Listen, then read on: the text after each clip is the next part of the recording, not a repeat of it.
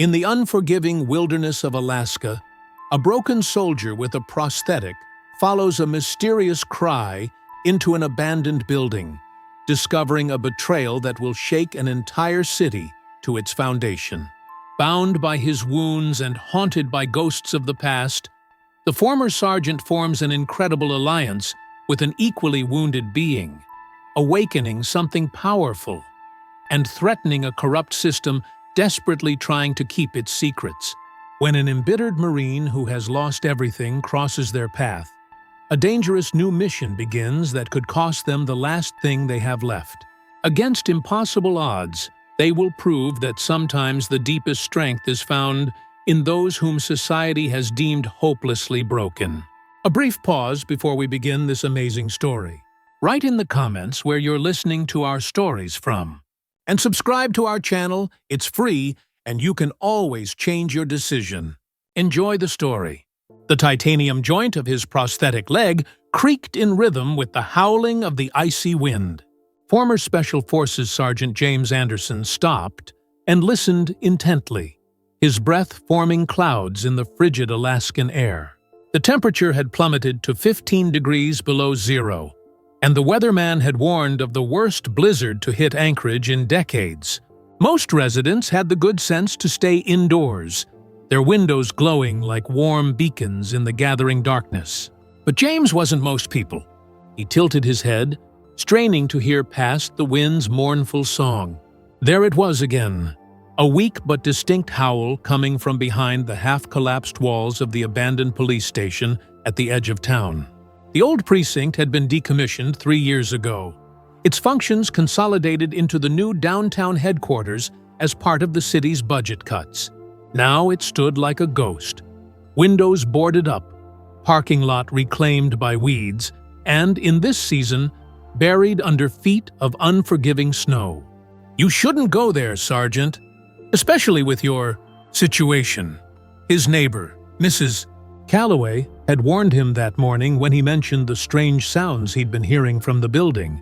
The elderly woman had lived next door to him since he'd purchased the modest ranch-style house after his medical discharge, and she treated him with a mixture of motherly concern and thinly veiled pity that made his jaw clench. James looked down at his prosthetic, now sunk deep into the snow. The high-tech carbon fiber leg that the military had provided was excellent for normal walking, even running on flat surfaces, but it wasn't designed for trudging through knee-deep snow.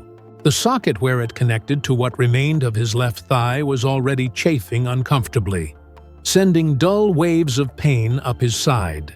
3 years had passed since the firefight that cost him his leg, a routine drug bust gone catastrophically wrong when the suspects turned out to be more heavily armed than intelligence had suggested.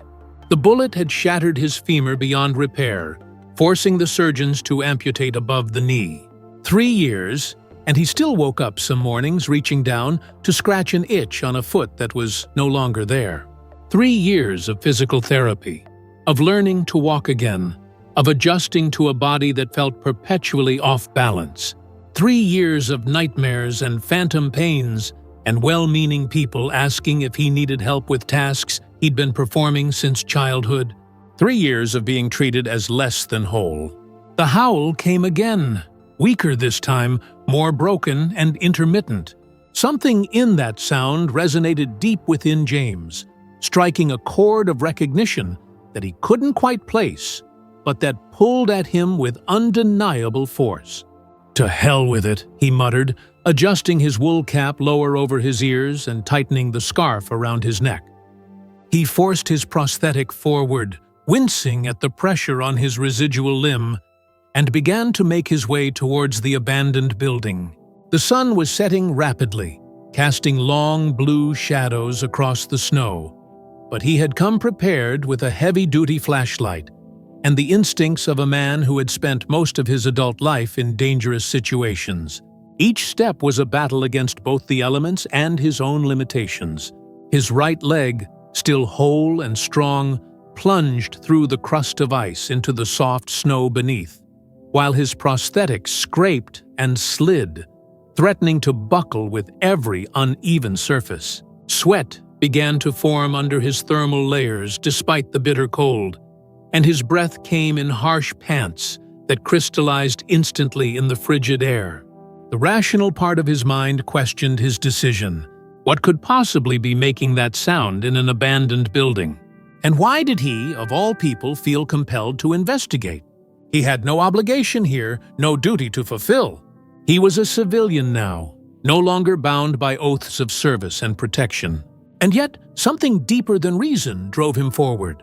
Perhaps it was the tenor of that howl. Pain and loneliness and something else.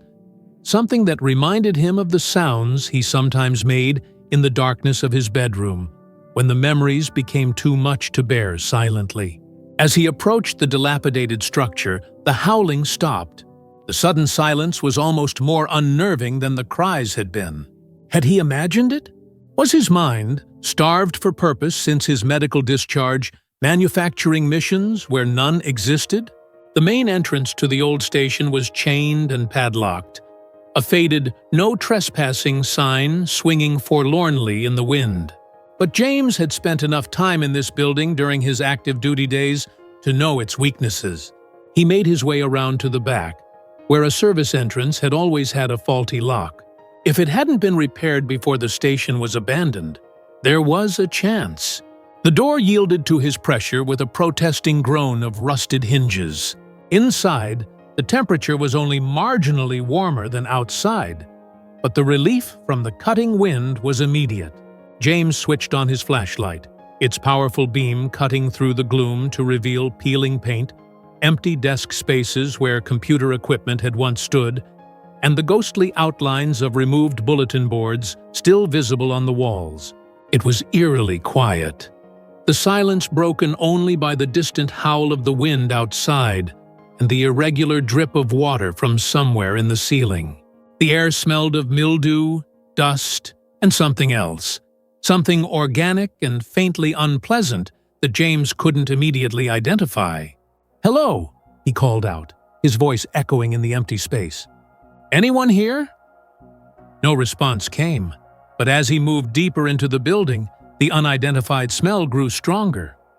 It reminded him of the kennels where the K9 units had been housed, a mixture of dog, damp fur, and waste. But that was impossible. The K9 program had been one of the first casualties of the budget cuts. Its officers reassigned or retired, its dogs. A soft whimper came from somewhere ahead, so faint he almost missed it. James swung his flashlight in the direction of the sound and froze. What could be making that noise in an abandoned police station? And why, in the deepest recesses of his mind, did he have the unsettling feeling that he already knew the answer? With renewed determination, he pressed forward, his prosthetic leg dragging slightly on the dirty linoleum floor. The corridor ahead led to what had once been the K9 training area and kennels. As he approached, the smell grew stronger and the whimpering more distinct. His heart began to pound with a mixture of anticipation and dread. What would he find beyond that door? And more importantly, was he prepared to deal with whatever it might be? James burst through the door to the former K9 area, his breathing labored from the exertion and tension. The beam of his flashlight darted across the damp walls before settling on a dark figure huddled in the corner. What he saw made his heart skip a beat and his blood run cold. A Belgian Malinois, once proud and powerful, lay on the cold floor, chained to a rusty pipe.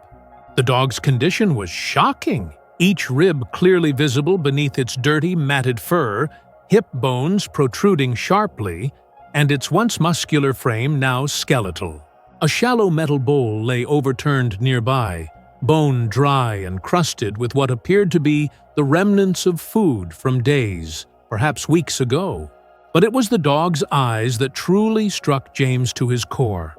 Intelligent eyes that held a mixture of pain and dignity that mirrored what he saw in his own reflection every morning. Eyes that had seen service, that had known purpose, and that now reflected the confusion of abandonment. "Ranger?" James said uncertainly, recognizing in the emaciated animal the former star of their K9 unit. Ranger had been legendary in the department, a decorated police dog with dozens of successful drug busts and several life-saving rescues to his credit. His handler, Officer Mike Dawson, had trained him from a puppy, and the two had been inseparable. Until now, apparently. The dog's ears perked up slightly at the sound of his name, and a weak thump of his tail against the concrete floor confirmed James's identification. A wave of anger surged through him, hot and fierce, temporarily overwhelming the shock. "Who did this to you, boy? What happened to never leave your own behind?" His voice cracked with emotion as he carefully approached the animal, mindful that even a starved and weakened dog could be dangerous if frightened. Balancing precariously on his prosthetic leg, he knelt beside Ranger, his fingers trembling as he reached for the heavy chain that secured the dog's collar to the pipe. The metal links were crusted with rust, and the padlock that held them together was similarly corroded. James fumbled in his pocket for his multi-tool, a habit from his service days that he had never abandoned. As he worked on the lock, his mind raced with questions. How had Ranger ended up here? What had happened to Dawson? And most disturbingly, how long had the dog been chained in this abandoned building, slowly starving to death? The mechanism of the lock finally yielded to his efforts with a reluctant click. James carefully removed the chain from Ranger's collar, noticing with another surge of anger that the metal links had worn away some of the fur around the dog's neck, leaving raw, chafed skin beneath. "It's okay, boy. I've got you now," he murmured, gently running his hand over the dog's head. Ranger leaned weakly into the touch, his eyes closing briefly in what seemed like relief. James shrugged off his heavy outer coat, ignoring the immediate bite of the cold against his thermal layer, and wrapped it around the trembling animal. He knew he needed to get Ranger to a veterinarian immediately, but the blizzard outside would make that impossible until morning. For now, he would have to do what he could to keep the dog warm and hydrated. As he prepared to lift Ranger, a disturbing thought occurred to him. After all they had given in service, he with his leg and years of his life, Ranger with his unwavering loyalty and specialized skills, had they both simply been discarded? Thrown away like broken tools no longer of use? The parallel between their situations wasn't lost on James.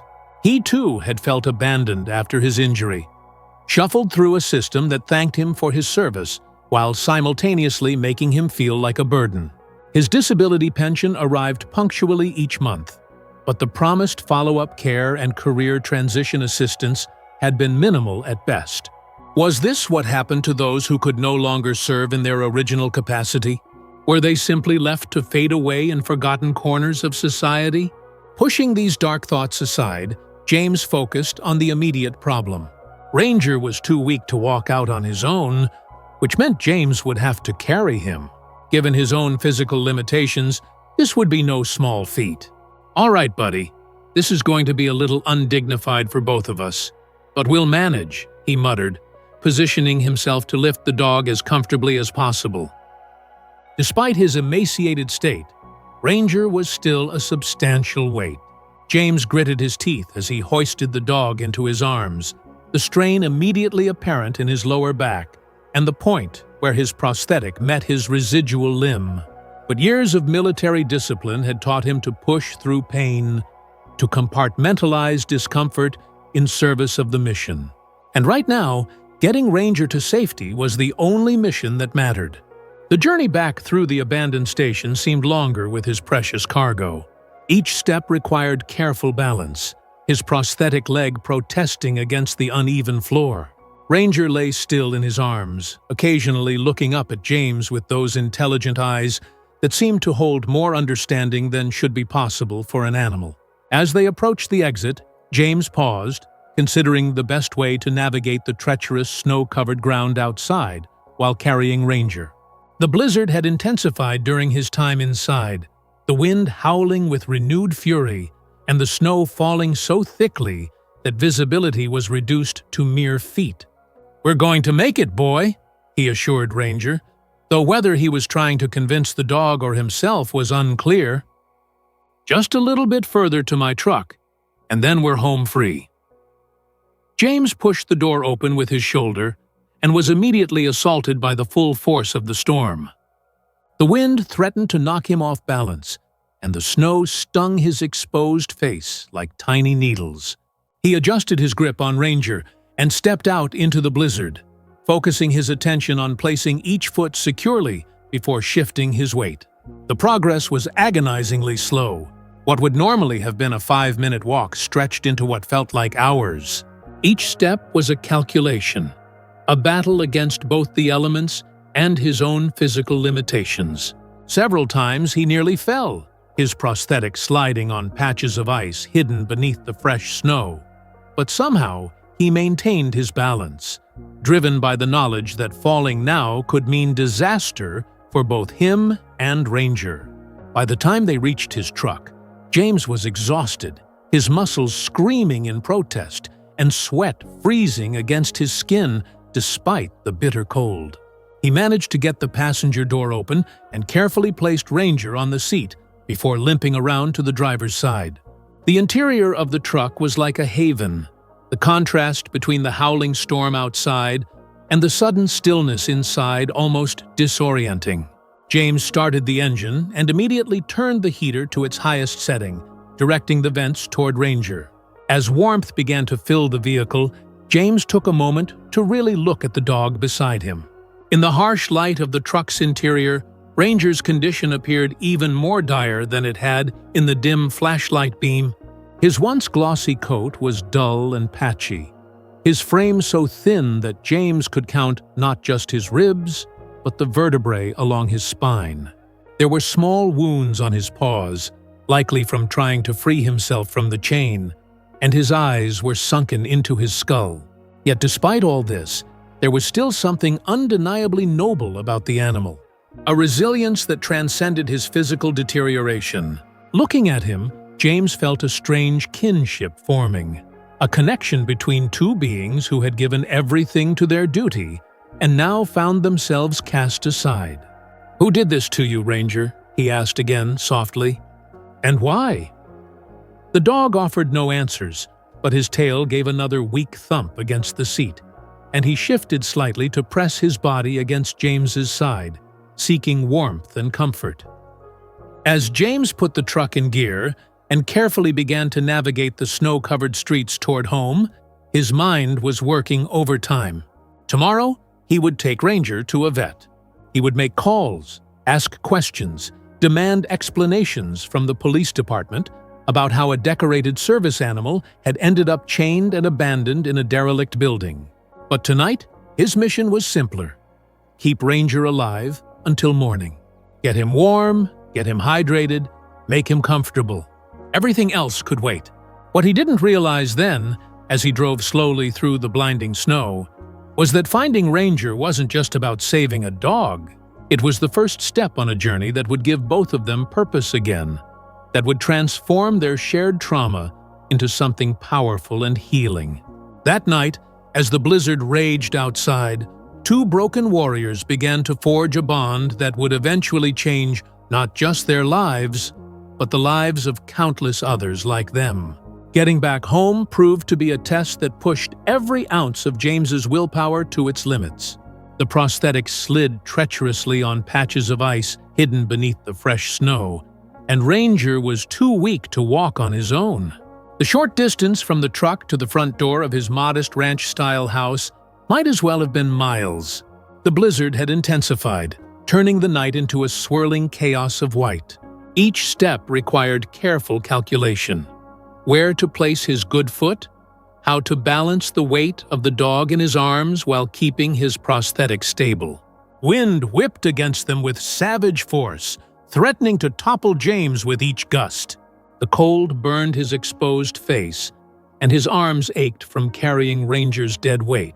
Halfway to the door, James's prosthetic leg plunged through a deceptively deep drift, throwing him off balance. He stumbled forward, desperately trying to maintain his hold on Ranger while keeping himself upright. For a terrifying moment, he thought they would both go down into the snow, a potentially disastrous outcome given his difficulty in rising from the ground with his prosthetic. especially while holding a large dog. But as he teetered on the edge of falling, he felt Ranger shift in his arms. Despite his weakened state, the dog seemed to instinctively understand the danger. He pressed closer to James's chest, redistributing his weight in a way that helped James regain his balance. "You're still on duty, aren't you?" James chuckled, feeling tears freezing on his cheeks in the bitter cold. Despite his training, despite his pride, he couldn't stop the emotion that welled up at this small act of reciprocal aid from a creature who had every reason to focus solely on his own survival. That instinct to help, to serve, even in the most desperate circumstances, it resonated deeply with James. How many times in combat had he seen wounded soldiers continue to fight, to protect their comrades, to fulfill their duty despite their injuries? That resilience, that refusal to surrender to circumstances, was something he had admired in his fellow soldiers, but had somehow failed to maintain in himself after his own injury. "Almost there, boy," he murmured to Ranger as they finally reached the front steps.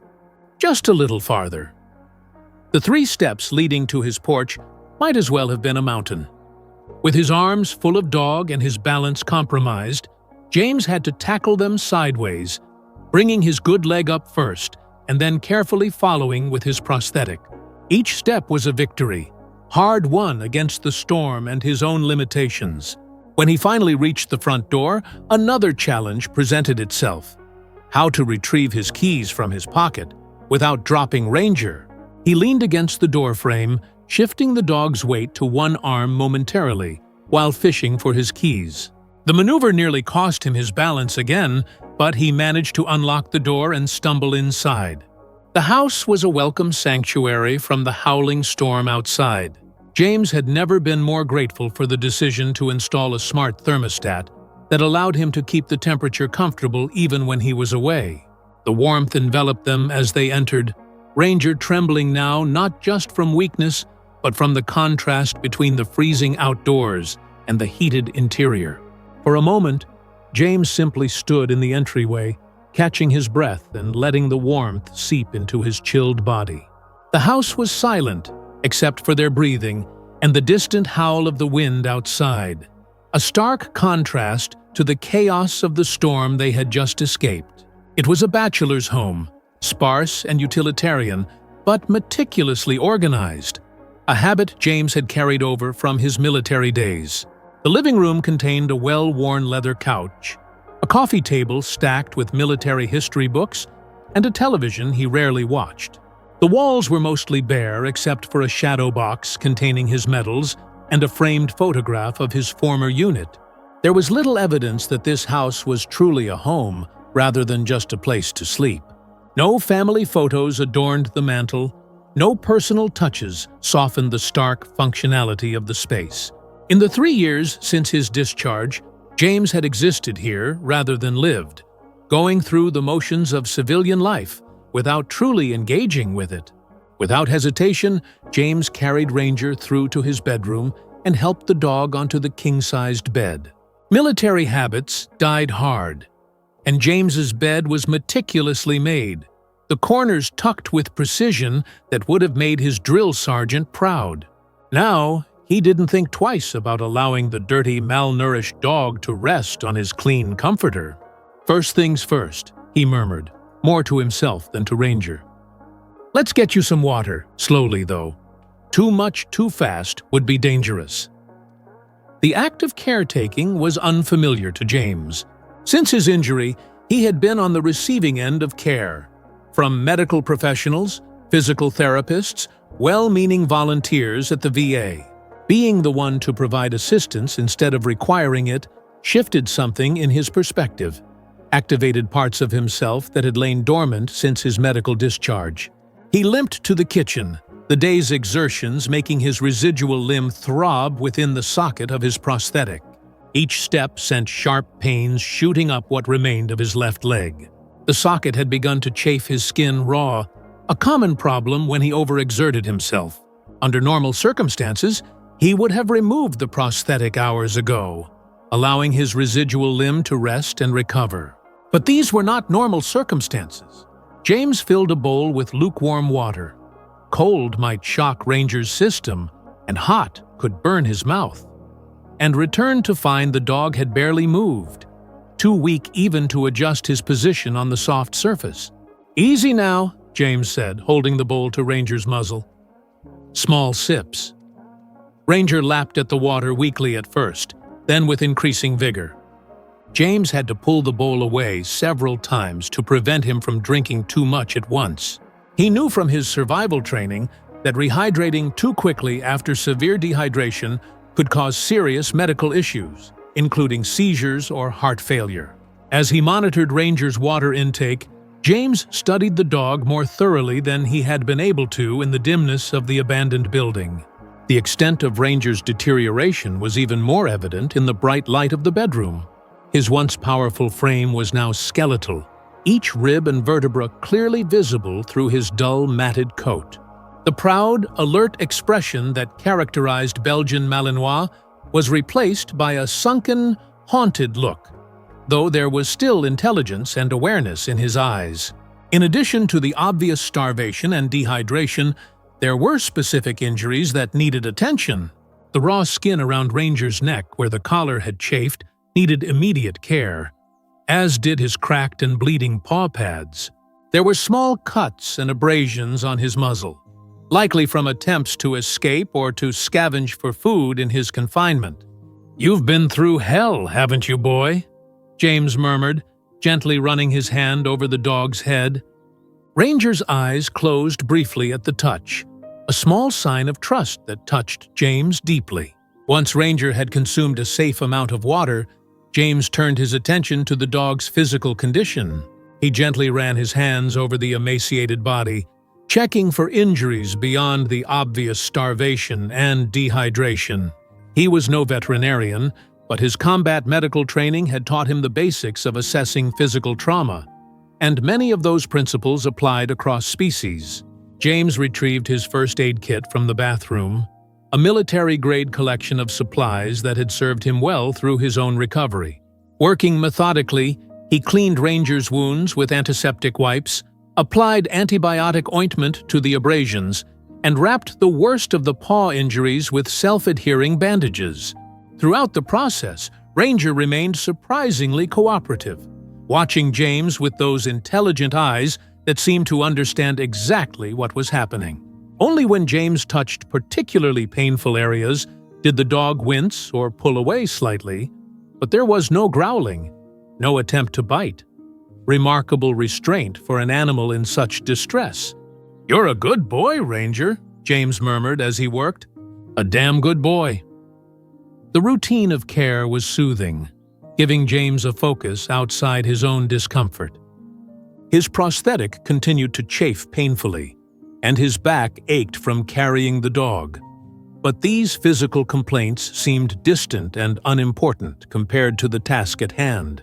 For the first time in months, he wasn't dwelling on his own limitations or losses. Someone else needed him, depended on him, and that shifted his entire mental framework.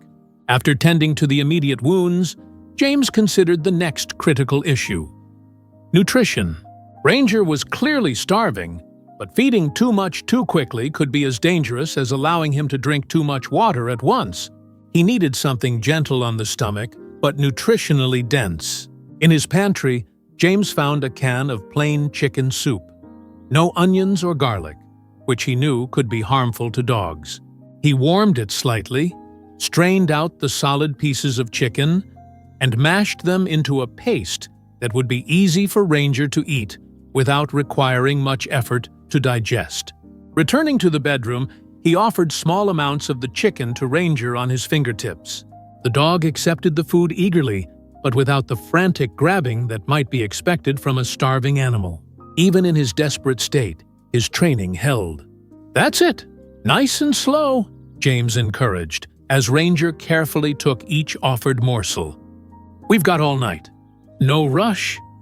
As he fed Ranger bit by bit, James found himself talking, the words flowing more freely than they had in years. The silence of his home had rarely been broken, except by necessary phone calls or the occasional visit from VA personnel. Now he spoke to Ranger about everything: his service, his injury, his struggles in civilian life, as if the dog were a trusted confidant who could understand every word. "I was in a firefight," he explained, offering another small piece of chicken. "Nothing special about it, really. Just another day, another mission, until it wasn't." He described the operation, a routine drug bust that had gone catastrophically wrong when the suspects turned out to be more heavily armed than intelligence had suggested. The bullet that had shattered his femur beyond repair, the frantic evacuation under fire, the series of surgeries that followed, each one delivering the same verdict. Amputation was the only viable option. "You know what the worst part was?" he asked Ranger, who watched him with unwavering attention. "It wasn't losing the leg. It was losing the purpose. One day I was Sergeant Anderson, with responsibilities, with a role, with a place in the world. The next day I was just a patient, a case number, a problem to be managed." James hadn't spoken these thoughts aloud before, not to his doctors, not to the therapists who urged him to process his feelings, not to the few military buddies who had tried to stay in touch after his discharge, but here, in the quiet of his bedroom with only a wounded dog as witness, the words came tumbling out. "They kept talking about adjusting to civilian life," he continued, his voice low and intense, as if the problem was just learning to navigate grocery stores instead of combat zones. But that wasn't it at all. The problem was emptiness, waking up every day with nowhere to go, nothing that needed doing, no one who was counting on me. Ranger's eyes never left James's face, his gaze so intelligent and focused that it was easy to imagine he understood every word. There was something immensely comforting about that unwavering attention, that non-judgmental presence. "Why did they abandon you?" James whispered as Ranger finished the last of the chicken. "How could anyone throw away someone like you, who gave everything to the job?" James gently stroked the dog's matted fur, making a mental note to give him a careful bath once he was stronger. "And what kind of department allows its K-9 officers to end up like this? What happened to all that talk about police dogs being officers too, deserving the same respect and care?" The parallels between their situations weren't lost on him. He too had felt discarded after his injury, shuffled through a system that thanked him for his service while simultaneously making him feel like a burden. His disability pension arrived punctually each month, but the promised follow-up care and career transition assistance had been minimal at best. Was this what happened to those who could no longer serve in their original capacity? Were they simply left to fade away in forgotten corners of society? Ranger's eyes drooped as exhaustion overtook him, the small meal and water already taxing his depleted resources. James continued to stroke him gently, providing comfort and warmth. "I'll find out who did this to you," he promised softly, "and I'll make sure they answer for it." As Ranger drifted into sleep, James carefully positioned warm compresses around the dog's too thin body, particularly against his frost-bitten paws.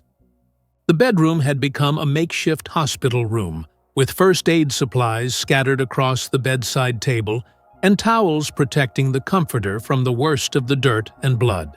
James knew he should remove his prosthetic and rest his own aching limb, but he couldn't bring himself to leave Ranger's side.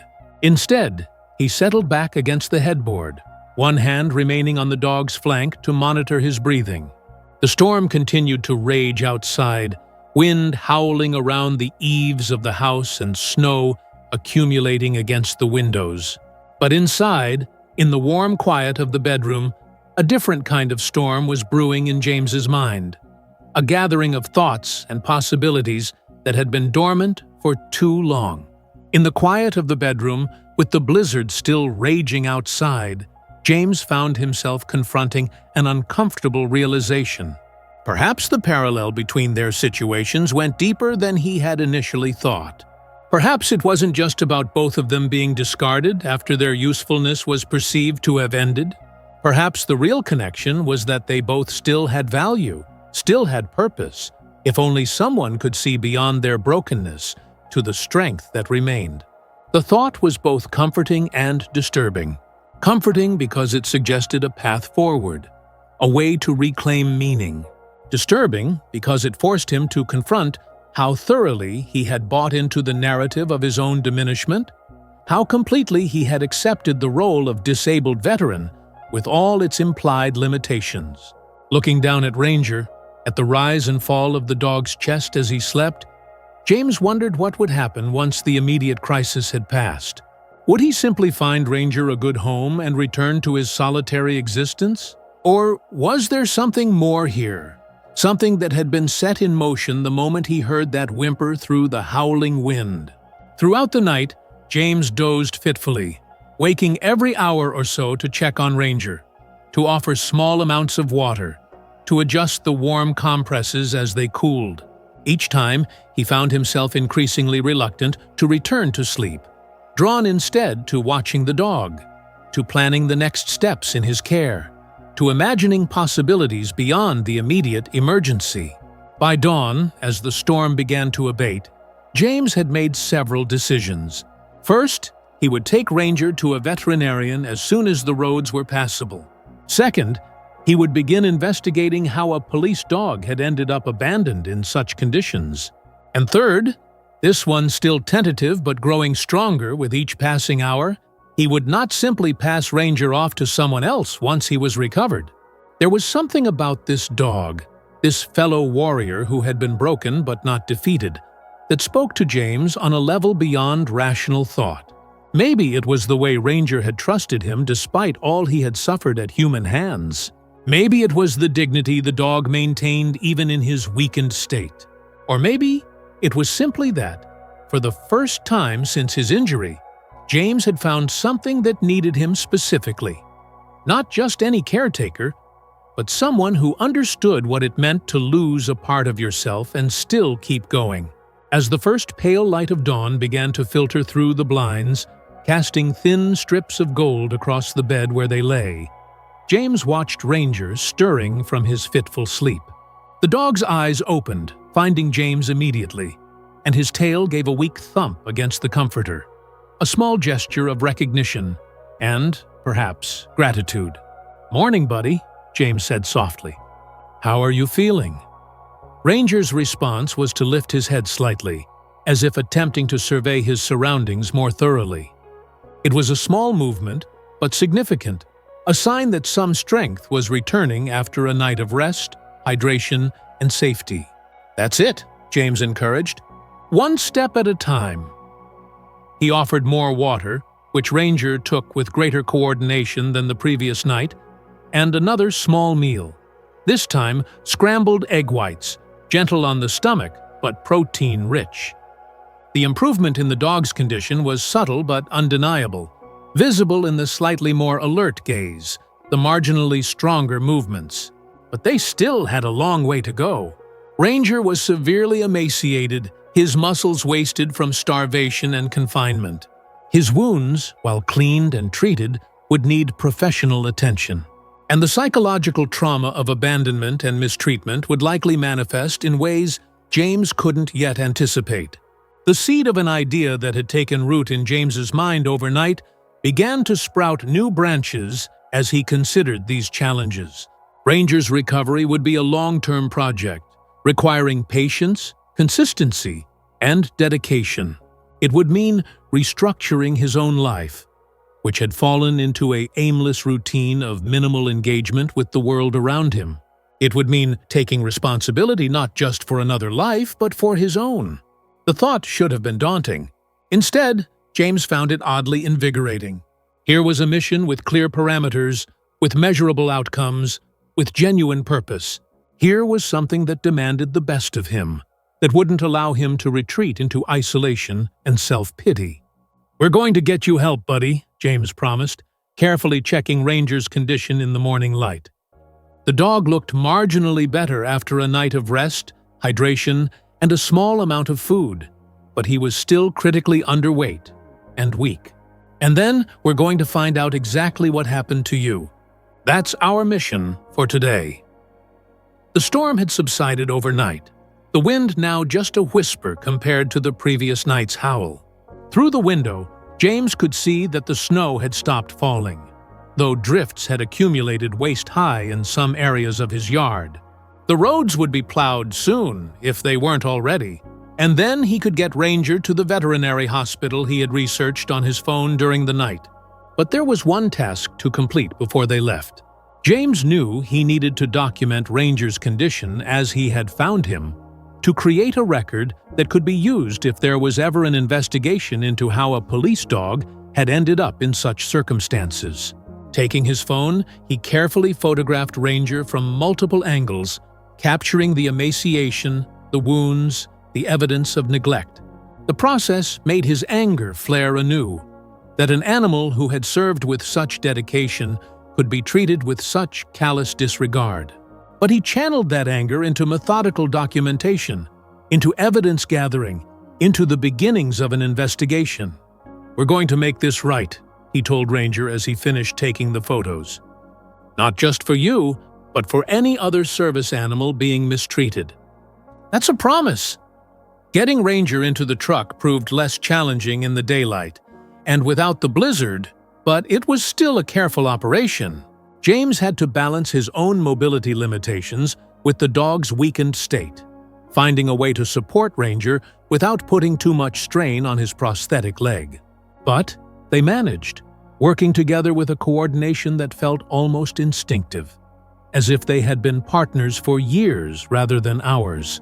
The drive to the veterinary hospital was slow and cautious. The plows had cleared the main roads, but ice lurked in patches, and other drivers were still adjusting to the post-storm conditions.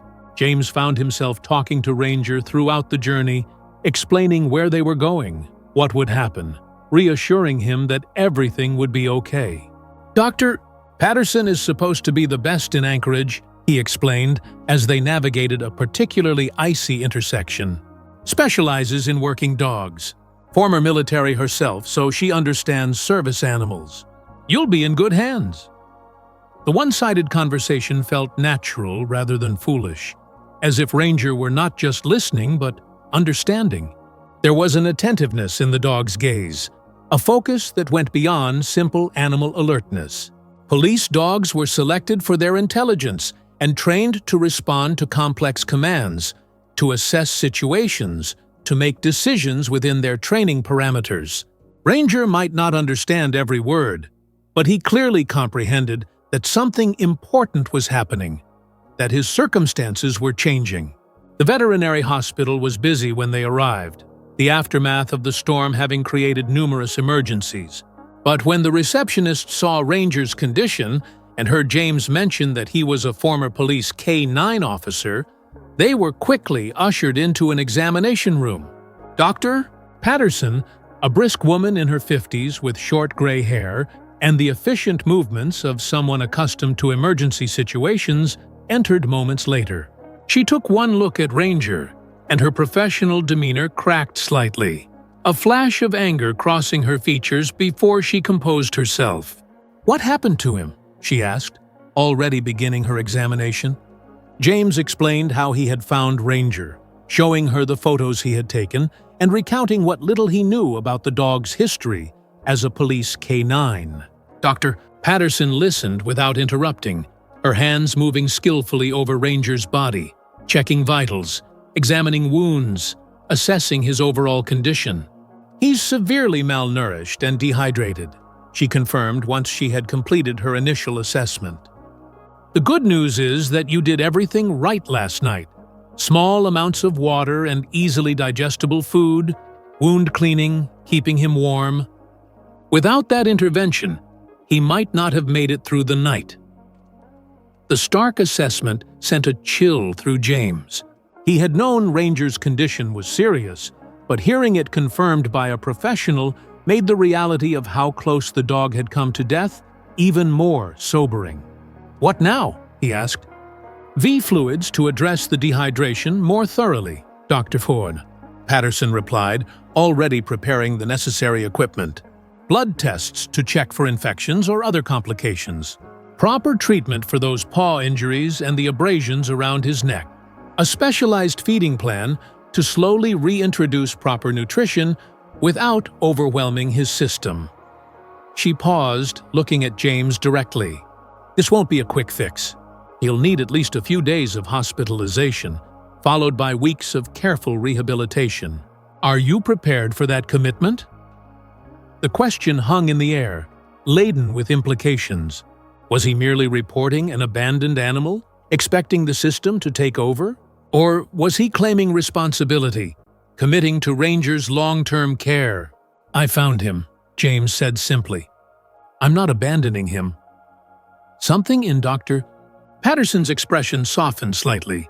Good, because these cases, they require more than just medical care. He'll need stability, consistency, someone he can trust.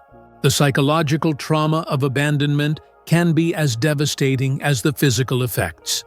As Dr.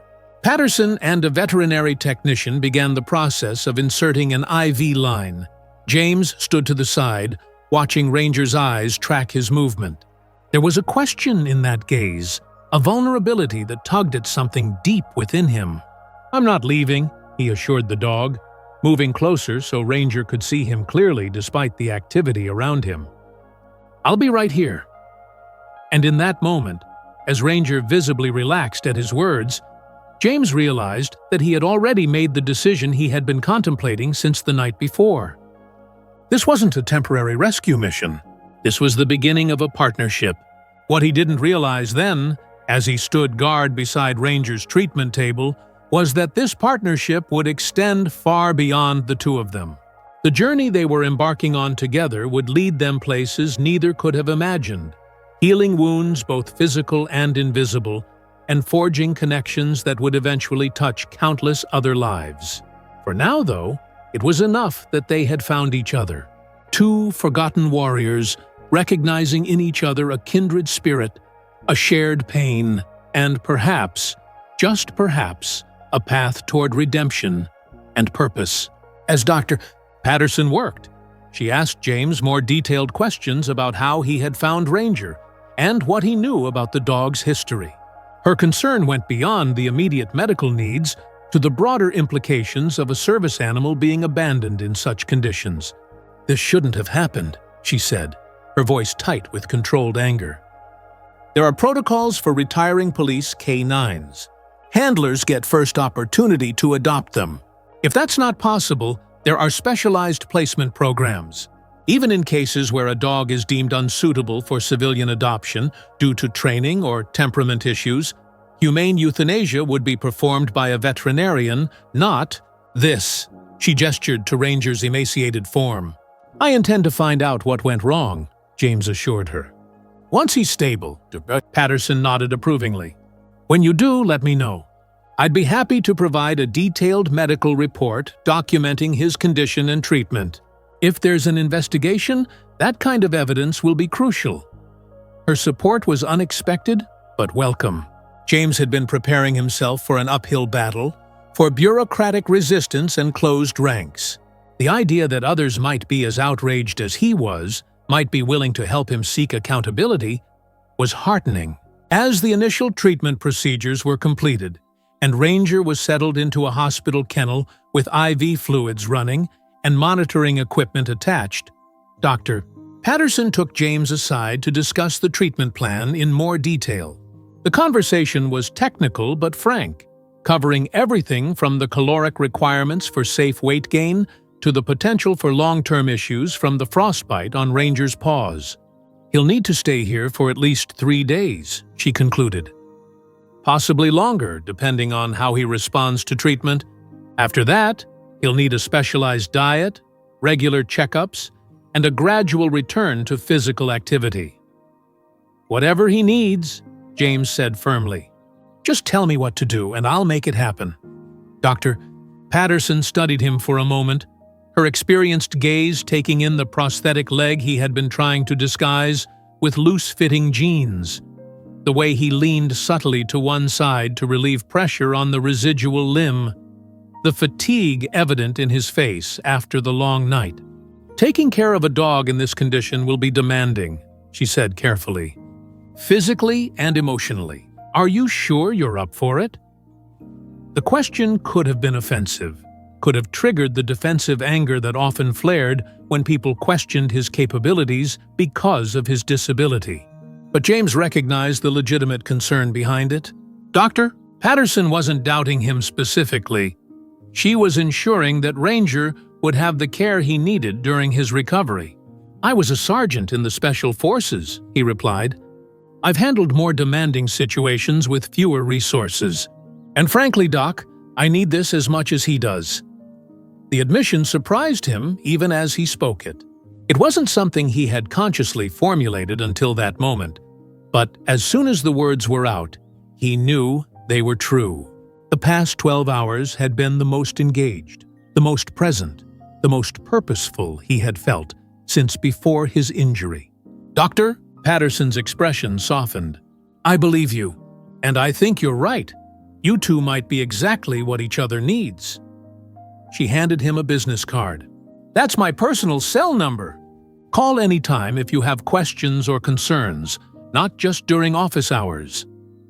As James prepared to leave, promising to return that evening during visiting hours, he took a moment to say goodbye to Ranger.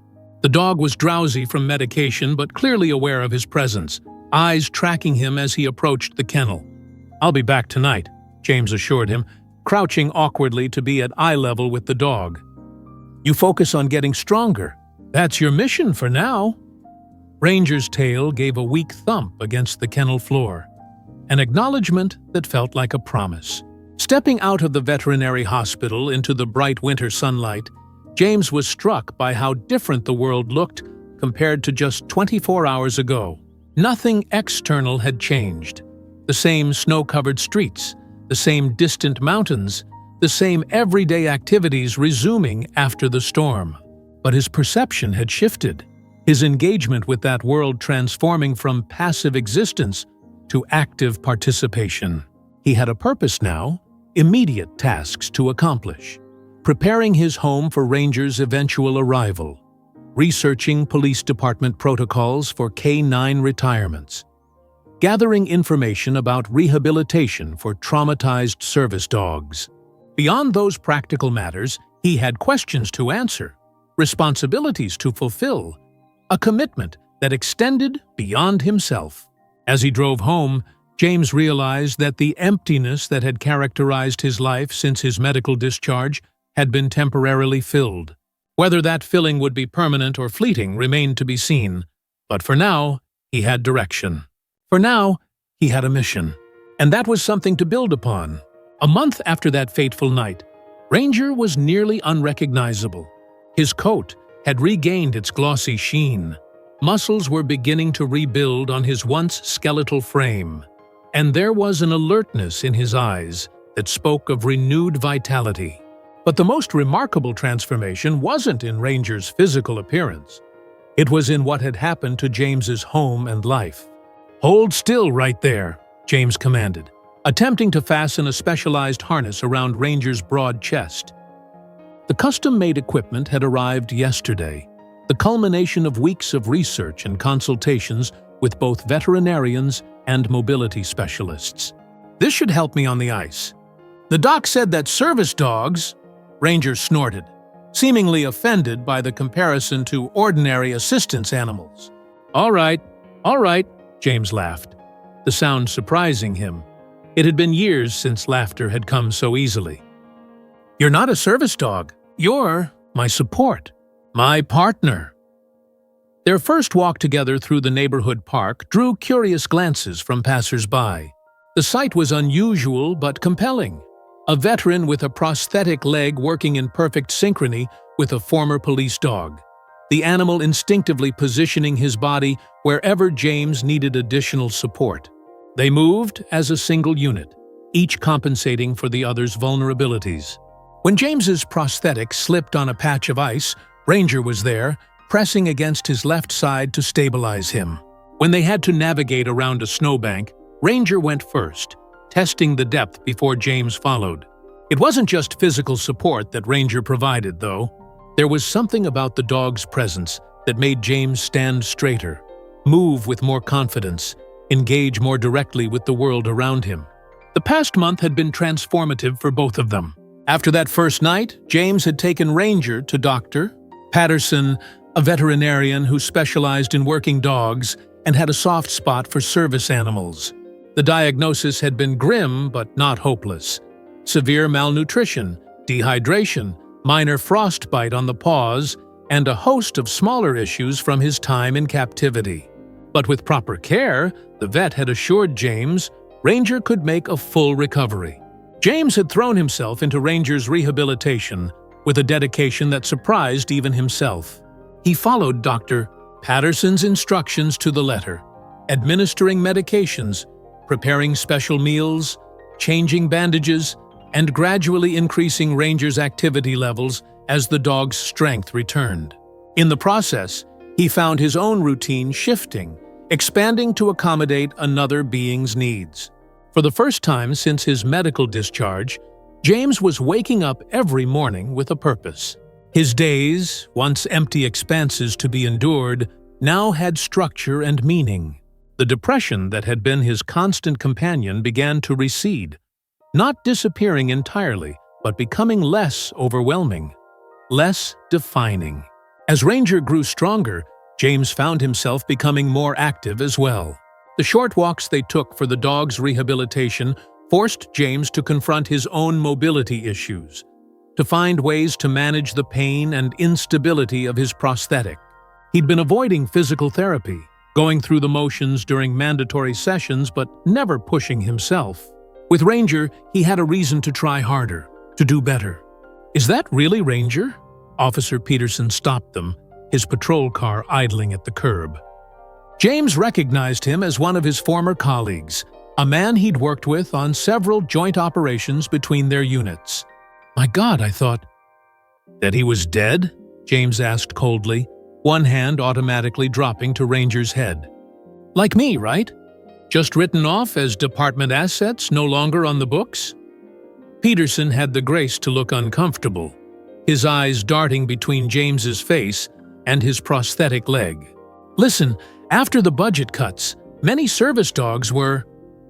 "How many?" James interrupted suddenly, a thought taking shape in his mind. How many dogs like Ranger were just thrown away? Peterson's answer would change everything. "The department had to retire 12 K-9 officers," he said slowly. "Most handlers took their partners home, but some couldn't. Apartments with no pet policies, family allergies, you know how it is." And the department's solution was what? Chain them up and leave them to starve? The anger in James's voice was unmistakable. Peterson shifted uncomfortably. There was supposed to be a transition program. Funds were allocated for rehoming, temporary kenneling. But then there was that corruption scandal with the deputy chief, remember? Money disappeared, paperwork got lost, and by the time anyone realized what was happening, he trailed off, gesturing helplessly toward Ranger. "How many, Peterson?" James pressed. "How many dogs didn't make it to homes?" 3 were officially euthanized, Peterson admitted reluctantly. Considered too aggressive for civilian adoption. 4 went to handlers or their families. 2 went to civilian families through the adoption program before it fell apart. That leaves... He paused, doing the mental calculation. 3, James finished for him. 3 dogs unaccounted for, including Ranger. "Yeah," Peterson confirmed. "The records show they were transferred to a shelter in Fairbanks, but when I called to check, off the record, mind you, they had no record of ever receiving them." James felt a cold that had nothing to do with the Alaskan winter. Who was responsible for the transfer? On paper? Mike Dawson, Ranger's handler. The name hit James like a physical blow. Mike Dawson had been a friend, a good cop, and by all accounts, devoted to Ranger. The idea that he would abandon his partner to such a fate was inconceivable. "That's impossible," James stated flatly. "Dawson worshipped this dog," Peterson shrugged. "All I know is what's in the records. Dawson signed the transfer papers, then put in for early retirement a week later. Nobody's heard from him since." James's mind was racing. Something wasn't adding up. The Mike Dawson he knew would never have abandoned Ranger, much less left him chained in an abandoned building to die slowly of starvation and exposure. "Thanks for the information," he said finally, his voice tight. "I'll be following up on this." As Peterson drove away, James looked down at Ranger, who was watching him with those intelligent eyes that seemed to understand every word. "We've got a new mission, buddy," he said quietly. "First, we find the other 2 dogs. Then we find out what really happened to you. And then—" He paused, the full weight of what he was committing to settling on his shoulders. "Then we make sure this never happens to another service dog again." Ranger's tail wagged slightly, as if in agreement. The next few days were a blur of activity. James called in favors from former colleagues, spent hours on the phone with animal shelters across the state, and pored over public records related to the police department's budget cuts. Ranger stayed by his side through it all, a constant presence that kept him grounded when frustration threatened to overwhelm him. In the process, James reconnected with parts of himself he'd thought lost forever. The investigator, the problem solver, the man who pursued justice with relentless determination. These aspects of his identity had been buried under layers of pain and disillusionment after his injury, but now they resurfaced, rusty but functional, like old machinery being brought back online. His search for information about the missing dogs led him through a labyrinth of bureaucratic dead ends and suspicious gaps in official records. The corruption scandal that Peterson had mentioned had apparently been more extensive than publicly acknowledged, with evidence suggesting that funds allocated for various programs, including the K-9 retirement initiative, had been systematically diverted into private accounts. The trail grew colder when he tried to locate Mike Dawson. The former handler had sold his house, closed his bank accounts, and seemingly vanished from Alaska altogether. James managed to track down Dawson's sister in Seattle, but she claimed not to have heard from her brother in months and seemed genuinely concerned about his disappearance. Their breakthrough came on a Wednesday afternoon, when a former dispatch officer named Sarah called with information about a property on the outskirts of town. A small cabin owned by one of the officers who had been implicated in the corruption scandal. According to Sarah, there had been reports of barking coming from the abandoned property. James and Ranger were in the truck within minutes. The cabin was in worse shape than the abandoned police station had been. Its roof partially collapsed under the weight of snow, windows broken, door hanging askew on rusted hinges. But the barking was unmistakable, growing more frantic as they approached. James's heart pounded as he forced the door open, Ranger alert and tense at his side. The smell hit them first, the unmistakable odor of dogs that had been confined too long without proper cleaning. As their eyes adjusted to the dim interior, James saw them. 2 dogs, a German Shepherd, and another Malinois, both in conditions similar to how he had found Ranger, though, thankfully, not as severe. They were chained to opposite walls of what had once been the cabin's main room, with barely enough slack to lie down. Unlike Ranger, they had access to some water from a toilet that hadn't quite frozen, and there were torn-open bags of dog food scattered about, suggesting someone had been leaving supplies sporadically. But the chains, the confinement, the neglect, it was a cruel echo of what Ranger had endured. The German Shepherd growled as James approached, baring teeth despite his weakened state. The Malinois cowered, trembling visibly, eyes darting between James and Ranger as if trying to assess the threat. "Easy," James murmured, keeping his voice low and calm. "We're here to help." Ranger, displaying an intuition that still astonished James, moved slowly toward the German Shepherd, his posture non-threatening but confident. The 2 dogs engaged in a silent exchange of sniffs and subtle body language that James could only partially interpret. Whatever message Ranger conveyed must have been convincing, because the shepherd's growl subsided, replaced by a wary watchfulness. It took hours of patient coaxing to gain the dogs' trust enough to get them into the truck. Ranger helped, his calm presence reassuring the other animals in a way James never could have managed alone. By nightfall, all three dogs were settled in James's living room, the German Shepherd and Malinois warily accepting food and water, while Ranger stood guard, somehow communicating to them that they were safe now. As James watched them, a plan began to take shape in his mind. These dogs deserved better than abandonment after years of service. They deserved respect, care, and purpose, just as human veterans did. And perhaps, in helping them find those things, he might find them for himself as well. The next morning, he made 2 calls. The first was to his VA counselor, a woman who had been trying for months to get him to engage more fully in his rehabilitation. "Linda, it's James Anderson. Remember how you've been saying I need a project, something meaningful to focus on? Well, I think I've found it, and I'm going to need some help." The second call was to a real estate agent. "I'm looking for a property," he explained. "Something with land, room for kennels, a training area, maybe a small rehabilitation facility, and I need it as soon as possible." When asked why, his answer was simple: "Because there are more warriors out there who've been forgotten, and I'm not going to let that stand." That night, as he sat on his living room floor surrounded by 3 former police dogs, Ranger now confidently taking on the role of alpha, James felt something he hadn't experienced since before the firefight that took his leg.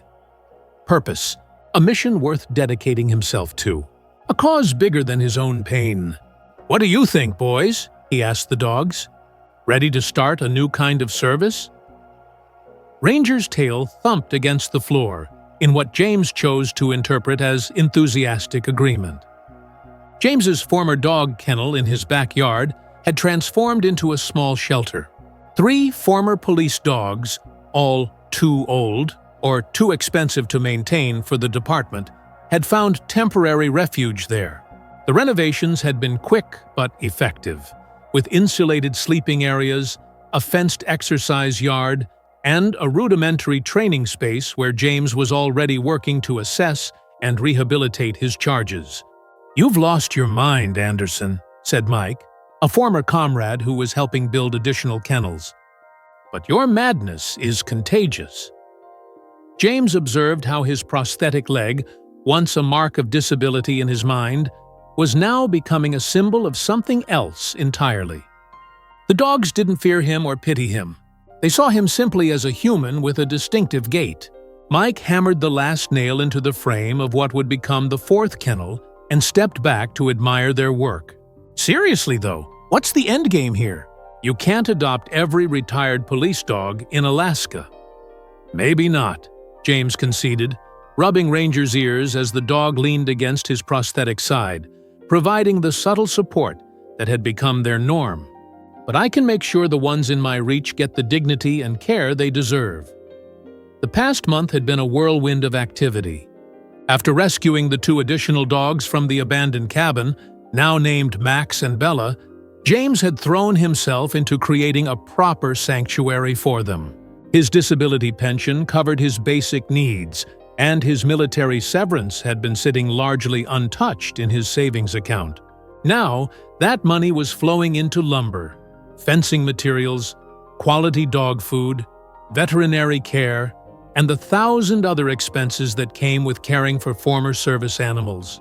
But it wasn't just about providing shelter and food. James understood, perhaps better than most, that these dogs needed purpose just as much as they needed physical care. They had been trained from puppyhood to work, to solve problems, to be useful. Retirement could be as psychologically devastating for them as it had been for him. So he developed routines. Each morning began with physical exercises tailored to each dog's condition and capabilities. Ranger, now almost fully recovered, could run alongside James's bicycle, a new purchase that had proven easier to manage with his prosthetic than he'd anticipated. Max, the German Shepherd who had suffered nerve damage to one hind leg, worked on strength and coordination exercises. Bella, the female Malinois who had shown signs of severe anxiety when first rescued, practiced focus and calm-inducing activities.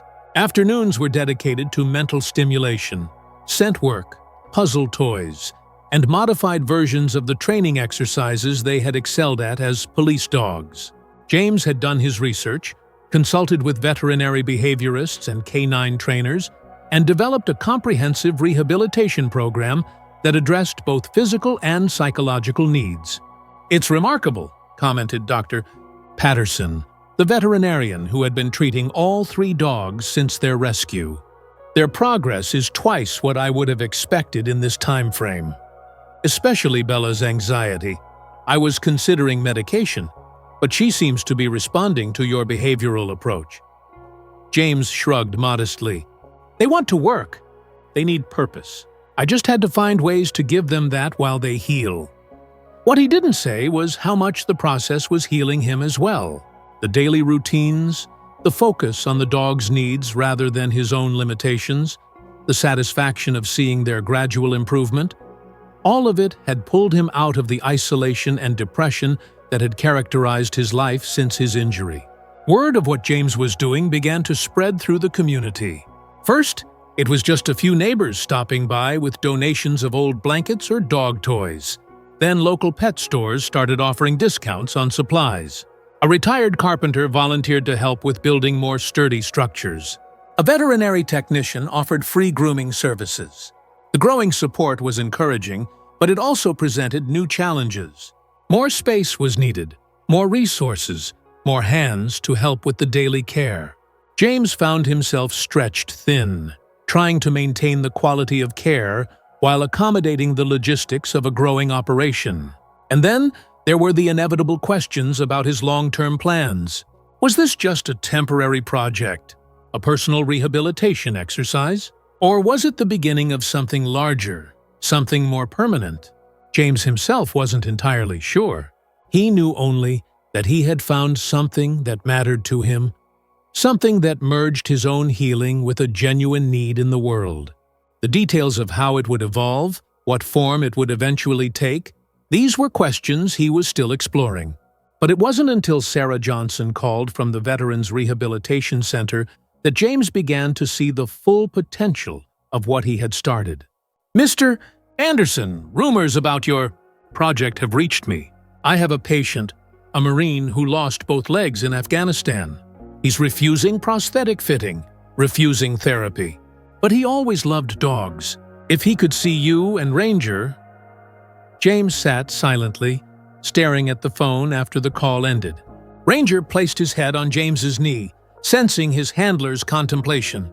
"Boy, I think we just got a new assignment." The idea of using his experience, and Ranger's, to help another veteran was both appealing and intimidating. James was still working through his own trauma, still finding his way back to a sense of wholeness. Was he really equipped to guide someone else through that process? But as he considered the request, he realized that perhaps it wasn't about having all the answers.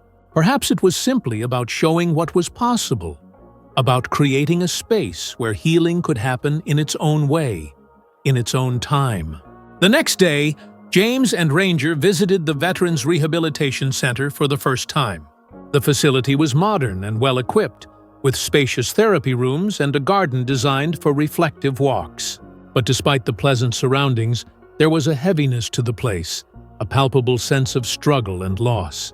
Sarah Johnson met them at the entrance, her professional demeanor softening slightly at the sight of Ranger. "Thank you for coming," she said, shaking James's hand. "Captain Harris is in the East Wing. I should warn you he's been particularly resistant today." James nodded, understanding the unspoken message. "We'll take it slow." As they walked through the corridors, James could feel the eyes of other patients and staff following them, curious about the dog walking confidently alongside the man with the prosthetic leg. He'd grown somewhat accustomed to being noticed, first for his disability, now increasingly for Ranger. But it still made him vaguely uncomfortable, as if he were on display. But this discomfort, he reminded himself, was part of what he was here to address. If he and Ranger could demonstrate a different way of existing with physical differences, if they could show that adaptability didn't mean defeat, maybe that would reach someone who needed to see it. When they arrived at Captain Harris's room, James took a deep breath. preparing himself for what might be a difficult encounter. Sarah knocked lightly on the door, then opened it without waiting for a response. "Captain Harris," she said, her voice professional but gentle, "there's someone here I'd like you to meet." What happened next would set in motion a chain of events that would expand James's mission in ways he couldn't yet imagine, creating connections between broken bodies and healing spirits that would eventually touch lives far beyond the original 3 dogs he had rescued. But for now, it was just one man and one dog, stepping into a room where another wounded warrior was waiting, knowingly or not, for something to change. I said no. "Don't you understand English?" Marine Captain Daniel Harris's voice trembled with barely contained anger. He sat in his wheelchair, turned away from the door, facing the window. The stumps of his legs were hidden beneath a blanket, but the flatness of the fabric where limbs should have extended told its own story. James stood in the doorway of the hospital room with Ranger at his side. The Belgian Malinois was alert but calm, his training evident in the way he held his position without fidgeting despite the unfamiliar surroundings.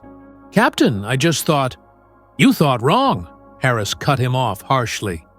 "Look at yourself. You can walk. And you want to offer me what? Dog training. I was a Marine, for Christ's sake." James took a slow breath, tamping down his own defensive reaction.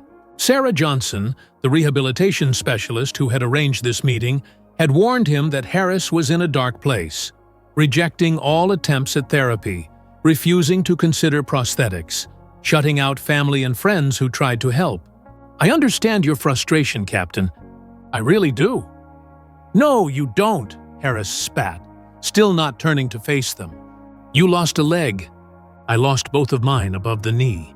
The doctors say I'll never walk independently again, prosthetics or not. So don't pretend you understand." The bitterness in Harris's voice was familiar to James. It was the same corrosive emotion that had eaten away at his own spirit during the darkest days of his recovery. A toxic mixture of rage, grief, and hopelessness that no amount of well-intentioned therapy had seemed able to touch. James was about to respond when Ranger made a decision of his own. Without waiting for a command, he detached himself from James's side and approached the wheelchair. With the fluid grace that characterized his every movement, he sat beside Harris and rested his head on the man's lap. "Get him off me," Harris whispered, but his hand, as if with a mind of its own, came to rest on Ranger's head. James watched the moment unfold, sensing something shift in the atmosphere of the room. It wasn't a miracle, wasn't an instant transformation, but it was something. A crack in the armor, perhaps. A brief connection where before there had been only isolation. "You know what the doctor told me when I woke up without my leg?" James said quietly. "That I needed to find a new purpose in life, as if the old one didn't matter anymore." He paused, noticing how Harris's fingers had begun to mechanically stroke Ranger's fur, the anger in his posture softening almost imperceptibly. "But they were wrong, Captain. We don't change our purpose. We just adapt the mission."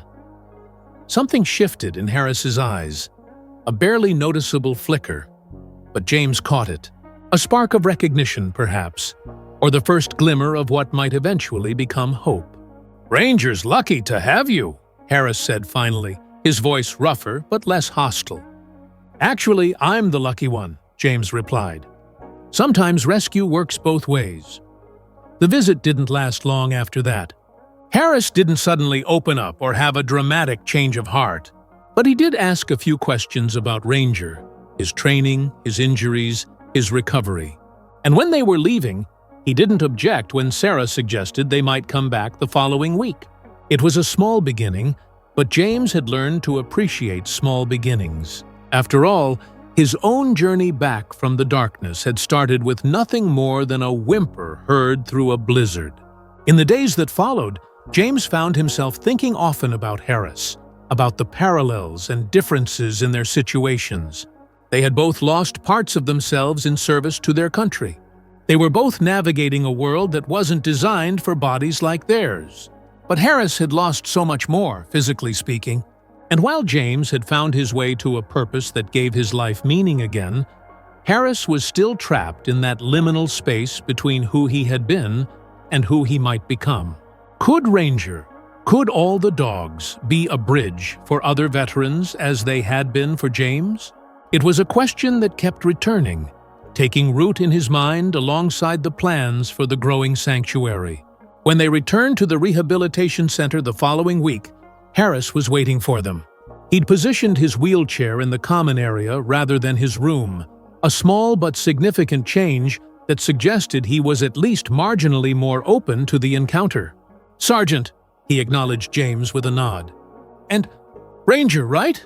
James nodded, noting the effort Harris was making to engage. "That's right. How are you feeling today, Captain?" Harris's laugh was short and bitter. "How do you think?" "But—" He glanced down at Ranger, who had again approached him without prompting. "I've been thinking about what you said, about adapting the mission. And I'm not sure I believe it, but I'm willing to hear more." It was the beginning of a conversation that would continue over many visits. Harris wasn't an easy man to reach. His defenses were high, his trust nearly non-existent. But gradually, as the weeks passed, something like a rapport developed between them. Much of it was facilitated by Ranger. The dog seemed to have an uncanny ability to sense when Harris was retreating into anger or despair, and would respond with quiet companionship or, occasionally, with playful nudges that never failed to disrupt the downward spiral of the Marine's thoughts. During one visit, Harris asked to see the other dogs James had rescued. "The German Shepherd," he said, trying to sound casual. "The one with the nerve damage. How's his mobility now?" "Max? He's about 80% recovered." "Why?" "I've been reading about canine physical therapy techniques.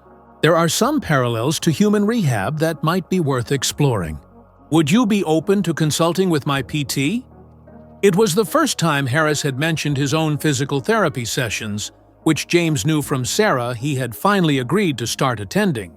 "Of course," James replied, careful to keep his tone neutral despite the surge of hope he felt. "Anything that might help." The collaboration that followed was transformative for everyone involved. Harris's physical therapist, Dr. Melissa Chen, was innovative and open-minded, willing to adapt techniques from veterinary rehabilitation to her human practice. James brought Max and occasionally Bella to therapy sessions, where Harris would observe and sometimes participate in their exercises. Dr. Chen was particularly interested in how Max had adapted to his partial paralysis, developing new movement patterns that compensated for his weakened limb. "The body is remarkably adaptive," she explained during one session as they watched Max navigate an obstacle course James had set up. "But the mind has to allow that adaptation to happen. Max doesn't waste energy wishing he could move the way he used to. He just finds new ways to get where he wants to go."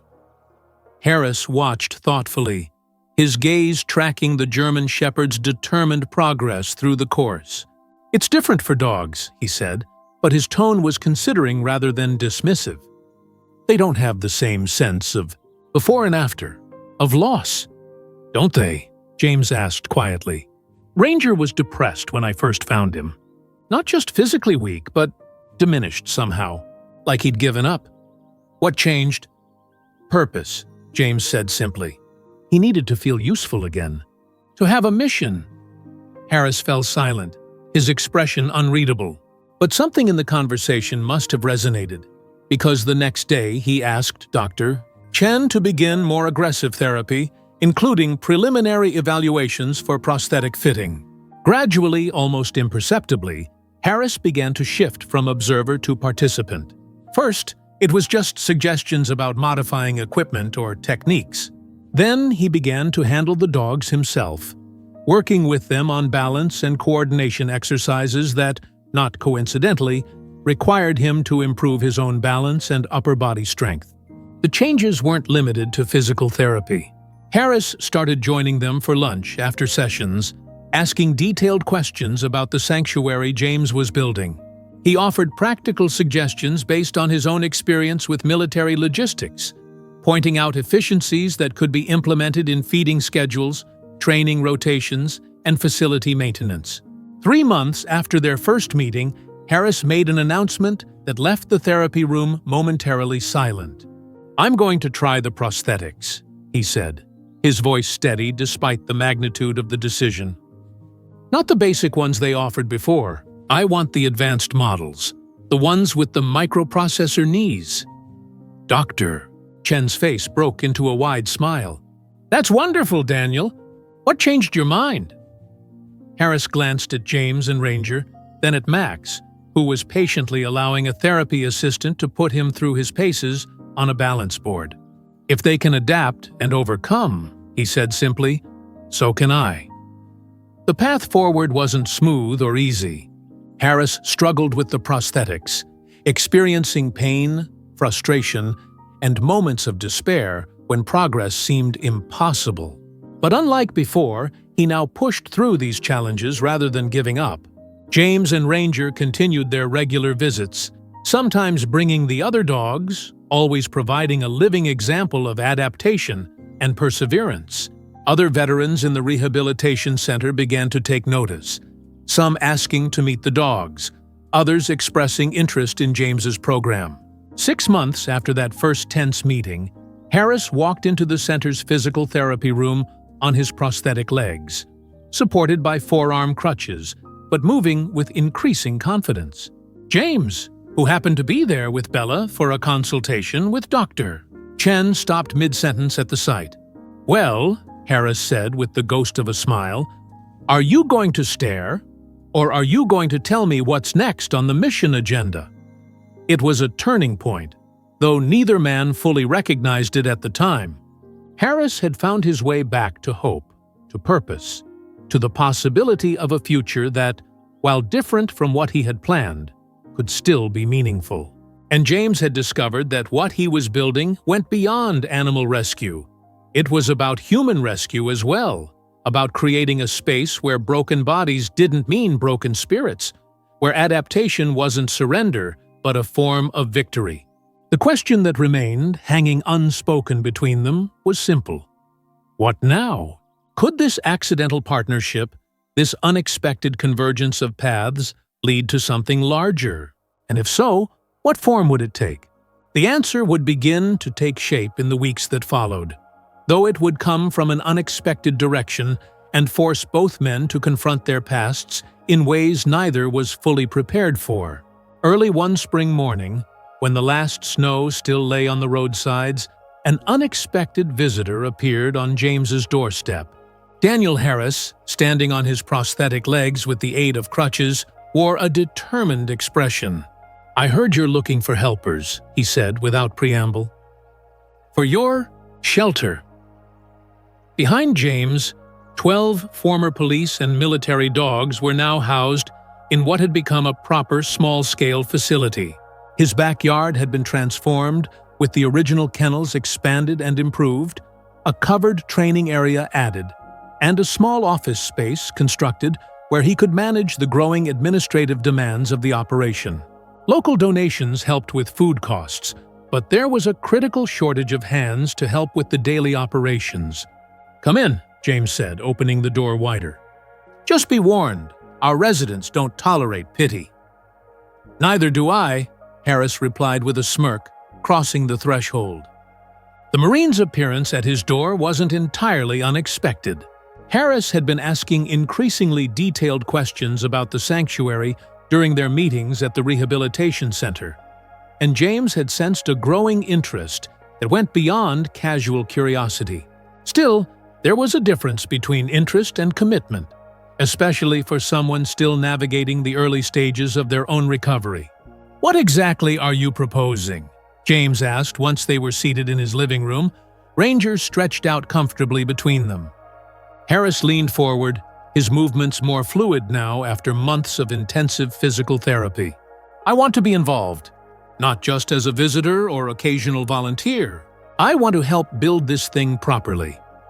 "And what do you think properly looks like?"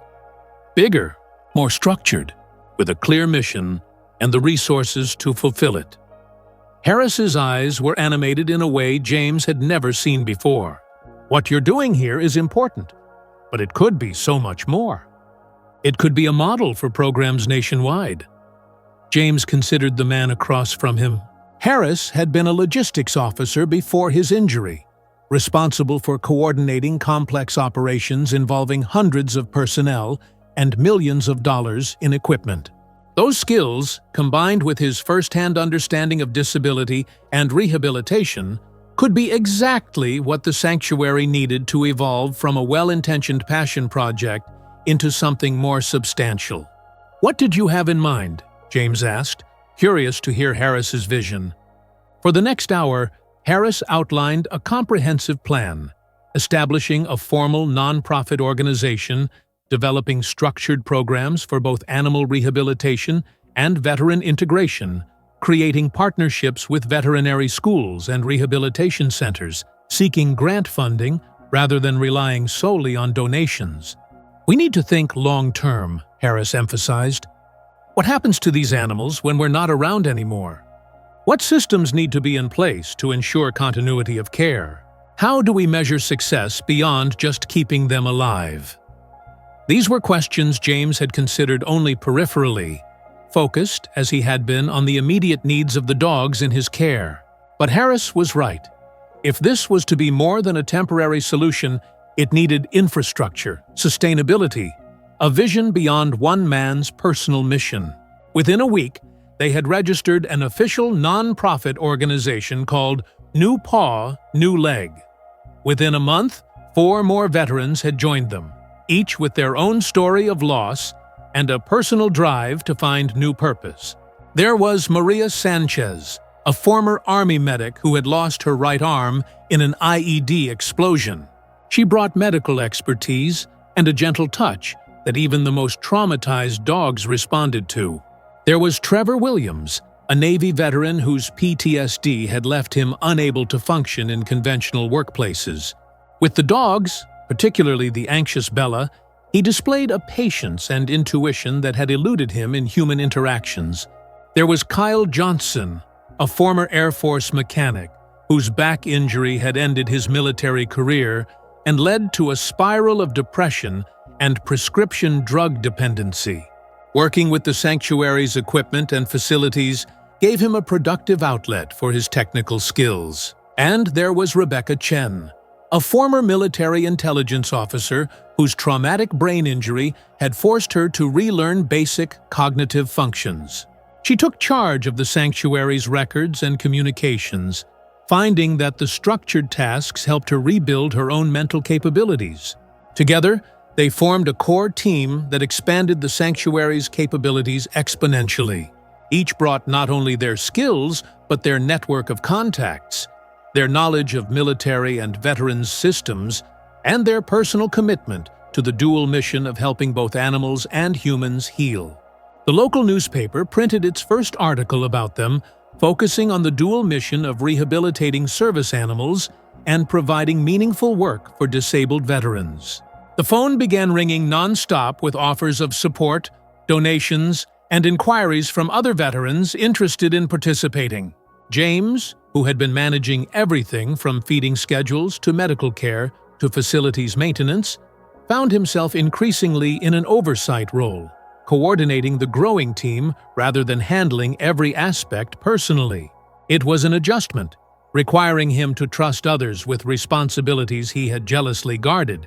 But it also allowed the organization to expand in ways he couldn't have managed alone.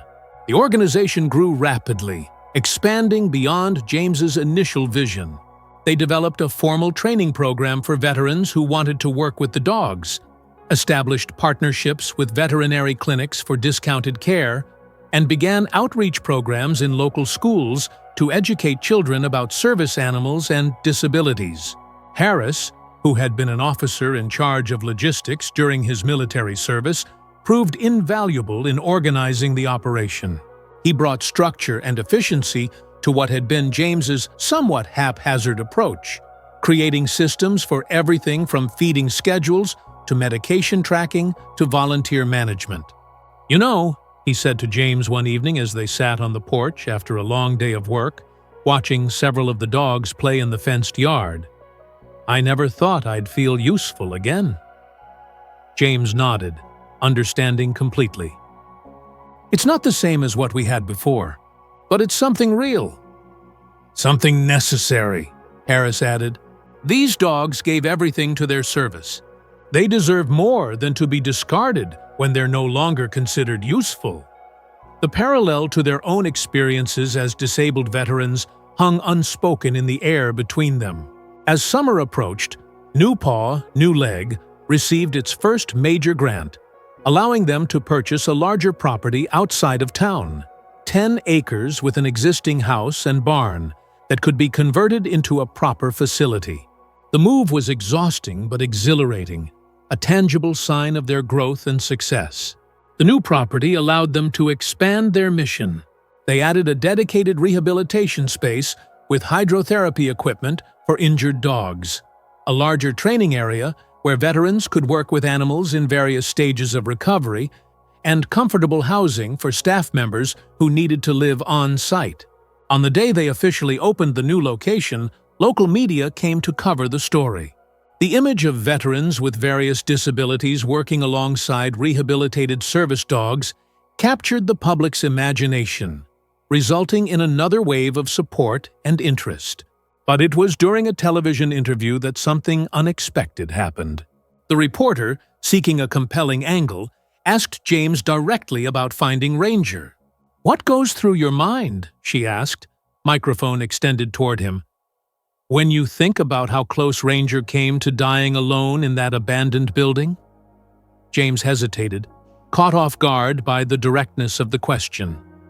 In his peripheral vision, he saw Harris watching him intently, aware that this part of the story had always remained somewhat vague in James's tellings. "I think about how systems fail," James said finally. "How institutions can make promises they don't keep. The police department had protocols for retiring K-9 officers, procedures that were supposed to ensure they received proper care. But when money got tight, when corruption diverted funds, those protocols became just words on paper." The reporter nodded sympathetically. "And the person responsible for abandoning Ranger, have they ever been held accountable?" James took a deep breath. This was territory he had been avoiding, partly because the investigation he had quietly been conducting had yielded disturbing and complicated results. "I don't believe in simple villains," he said carefully. The situation was complex, with failures at multiple levels. "What matters now is making sure it never happens again." The reporter seemed disappointed by his diplomatic answer, but moved on to other questions. After the interview, Harris pulled James aside. "You know more than you're saying," he stated rather than asked. "About what happened to Ranger and the others?" James nodded slowly. "I've been looking into it. The trail leads to places I didn't expect." "Such as?" Before James could answer, one of their volunteers called them over to help with a new arrival. A retired military working dog from a base in Fairbanks, suffering from severe PTSD after a deployment in which his handler had been killed. The conversation was set aside, but not forgotten. The new dog, a Belgian Malinois named Shadow, presented challenges unlike any they had faced before. His physical health was relatively good, but psychologically he was deeply traumatized. He startled at loud noises, showed signs of aggression when cornered, and suffered from what appeared to be nightmares, whimpering and thrashing in his sleep. Working with Shadow consumed much of James's attention in the following weeks. He consulted with veterinary behaviorists, researched trauma responses in working dogs, and spent hours simply sitting near Shadow's kennel, allowing the dog to become accustomed to his presence without pressure. Harris, meanwhile, took on more administrative responsibilities, managing the day-to-day operations of the sanctuary, while James focused on Shadow's rehabilitation. The partnership between them had developed into a balanced leadership model, each contributing their strengths to the organization's mission. It was during this busy period that James, reviewing applications from veterans wanting to join their program, came across a familiar name that stopped him cold. Michael Dawson, he read aloud, staring at the screen of his laptop. The very same who... He didn't finish the sentence. Michael Dawson had been Ranger's handler, the officer who, according to records, had signed the transfer papers before the dogs disappeared. The one who, by all appearances, had chained Ranger in the abandoned building and left him to die. Ranger, hearing the name, perked up his ears and whined softly from where he lay at James's feet. "What do we do, boy?" James asked, looking into the intelligent eyes of his savior. "Is this a test of our mission's principles? Or—" He was interrupted by his ringing cell phone. Unknown number. "Hello?" he answered. "Mr. Anderson? This is Michael Dawson.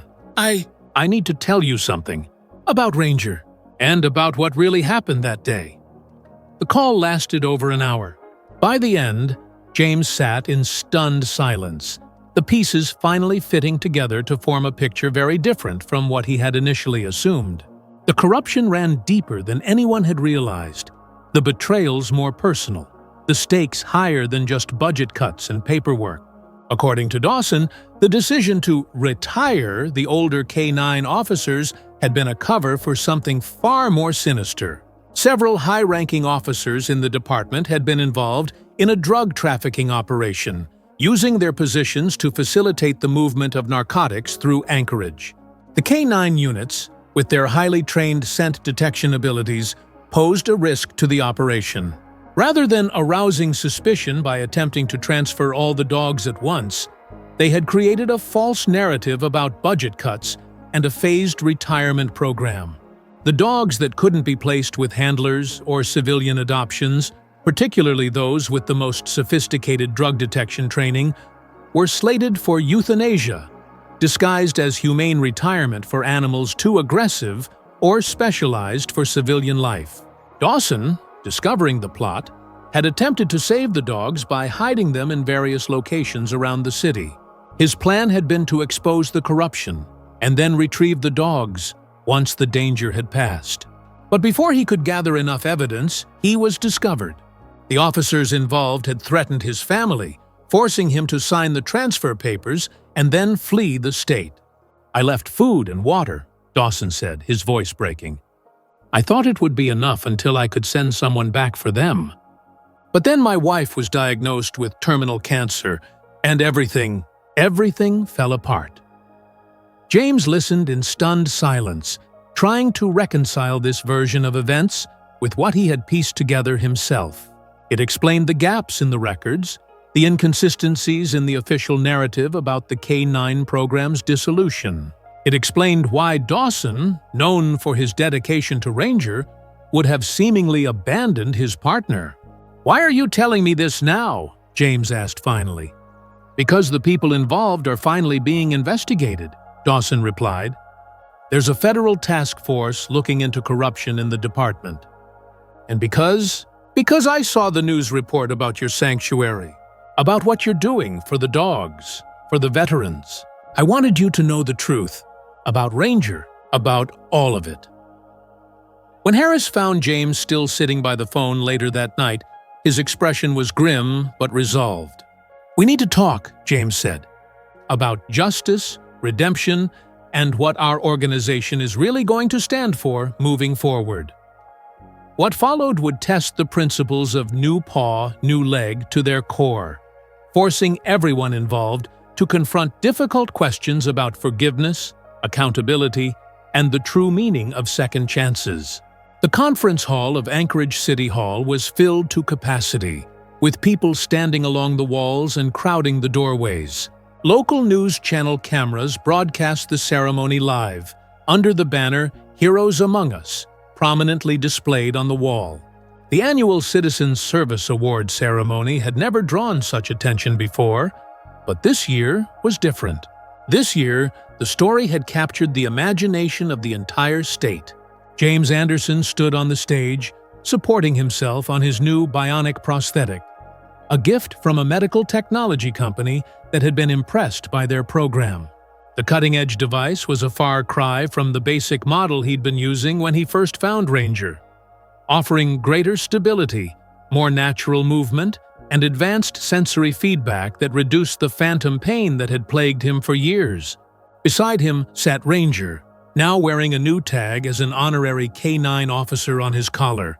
The Belgian Malinois had gained back all his weight, his coat gleaming under the lights, his bearing dignified as he surveyed the room with alert eyes. In the front row sat Harris, now the executive director of their organization, his prosthetic legs hidden beneath the tailored slacks of his suit, but evident in the specialized chair designed to accommodate them. Beside him were the other core team members, Maria, Trevor, Kyle, and Rebecca, each representing a different branch of the military, a different form of disability, a different path to healing through service. Looking out at the packed audience, James took a deep breath. 2 years had passed since that brutal winter night, when he had followed a whimper through a blizzard and found a chained dog in an abandoned building. 2 years of hard work, setbacks, triumphs, and transformations. 2 years that had changed not only his life and Ranger's, but the lives of countless others. 2 years ago, James began his speech, his voice steady despite the emotion he felt. I found a dog chained in an abandoned building. I thought it was a story about betrayal and abandonment, but it turned out to be a story about second chances. The journey to this moment had been neither simple nor straightforward. After Dawson's revelation about the corruption within the police department, James and Harris had faced a difficult decision. Should they go public with what they knew, potentially jeopardizing the federal investigation, but bringing immediate attention to the plight of service animals? Or should they work quietly with authorities, focusing their public efforts on rehabilitation and reform rather than retribution? The debate had been intense, with team members falling on different sides of the issue. Some argued passionately for public exposure, seeing it as the only way to ensure true accountability. Others cautioned that a premature revelation could allow guilty parties to escape justice, ultimately harming the cause they were fighting for. In the end, they had chosen a middle path. They provided all the information they had to the federal task force, including Dawson's testimony and the evidence James had gathered during his own investigation. But publicly, they focused on advocating for systemic changes in how service animals were treated upon retirement, working to establish standards and oversight that would prevent similar situations in the future. The strategy had proven effective. The federal investigation had resulted in multiple arrests and the exposure of a corruption network that extended far beyond the treatment of K9 officers. Meanwhile, New Paw, New Leg had grown into a nationally recognized organization, their model being adopted by facilities across the country. In the front row sat former police chief Michael Dawson, his expression a complex mixture of regret and pride. His wife had passed away 6 months after his phone call to James, but before she died, she had made him promise to return to Alaska, to face whatever consequences awaited him, and to try to make amends for his role in what had happened. The investigation had revealed that while Dawson hadn't been directly responsible for abandoning the dogs, in fact, he had risked his own safety trying to protect them. His silence and flight had allowed the situation to continue. He had avoided criminal charges by cooperating with authorities, but the weight of responsibility still clearly sat heavy on his shoulders. After returning to Anchorage, Dawson had approached New Paw, New Leg, not asking for forgiveness or a position, but simply offering his services in whatever capacity might be useful. His knowledge of K9 training and police procedures had proven invaluable as they developed advocacy strategies and rehabilitation protocols. Gradually, he had become an integral part of their team, though his relationship with Ranger remained complicated, a mixture of the deep bond they had once shared and the trauma of their separation. When I learned the full story behind Ranger's abandonment, James continued in his speech, I faced a choice that tested everything our organization stands for. It would have been easy to demand punishment, to seek retribution. But Ranger taught me something profound about forgiveness. He recounted how, when Dawson had first come to their facility to explain and apologize, Ranger had recognized him immediately. Despite everything that had happened, the dog had approached his former handler not with fear or aggression, but with joy and forgiveness, his tail wagging as if the years and hardships between them had never existed. In that moment, James said, I realized that holding on to anger would only diminish the work we were trying to do. True justice wasn't about punishment. It was about restoration, about creating systems that wouldn't fail others the way they had failed us. Working with the new police administration, James and his team had helped develop a comprehensive retirement program for service animals.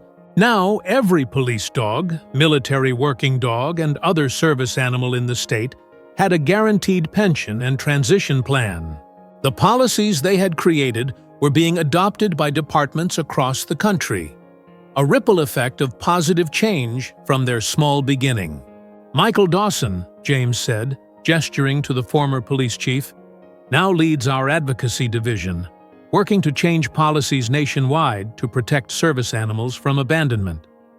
His mistake, born of desperation and a broken system, has been transformed into a mission to ensure no other handler faces the impossible choices he did. Dawson nodded, visibly emotional. His journey from villain to ally in James's narrative had not been easy or straightforward. It had required accountability, restitution, and a commitment to change that went beyond words to tangible actions. But it had also required forgiveness, not the kind that absolved responsibility, but the kind that created space for transformation. As James spoke, he reflected on the transformations that had occurred over the past 2 years, not just in the organization, but in himself. The angry, isolated man who had struggled to find meaning after his injury was gone, replaced by someone who had discovered purpose in an unexpected place, who had learned that his own healing was inextricably linked to helping others heal. The sanctuary itself had evolved beyond recognition.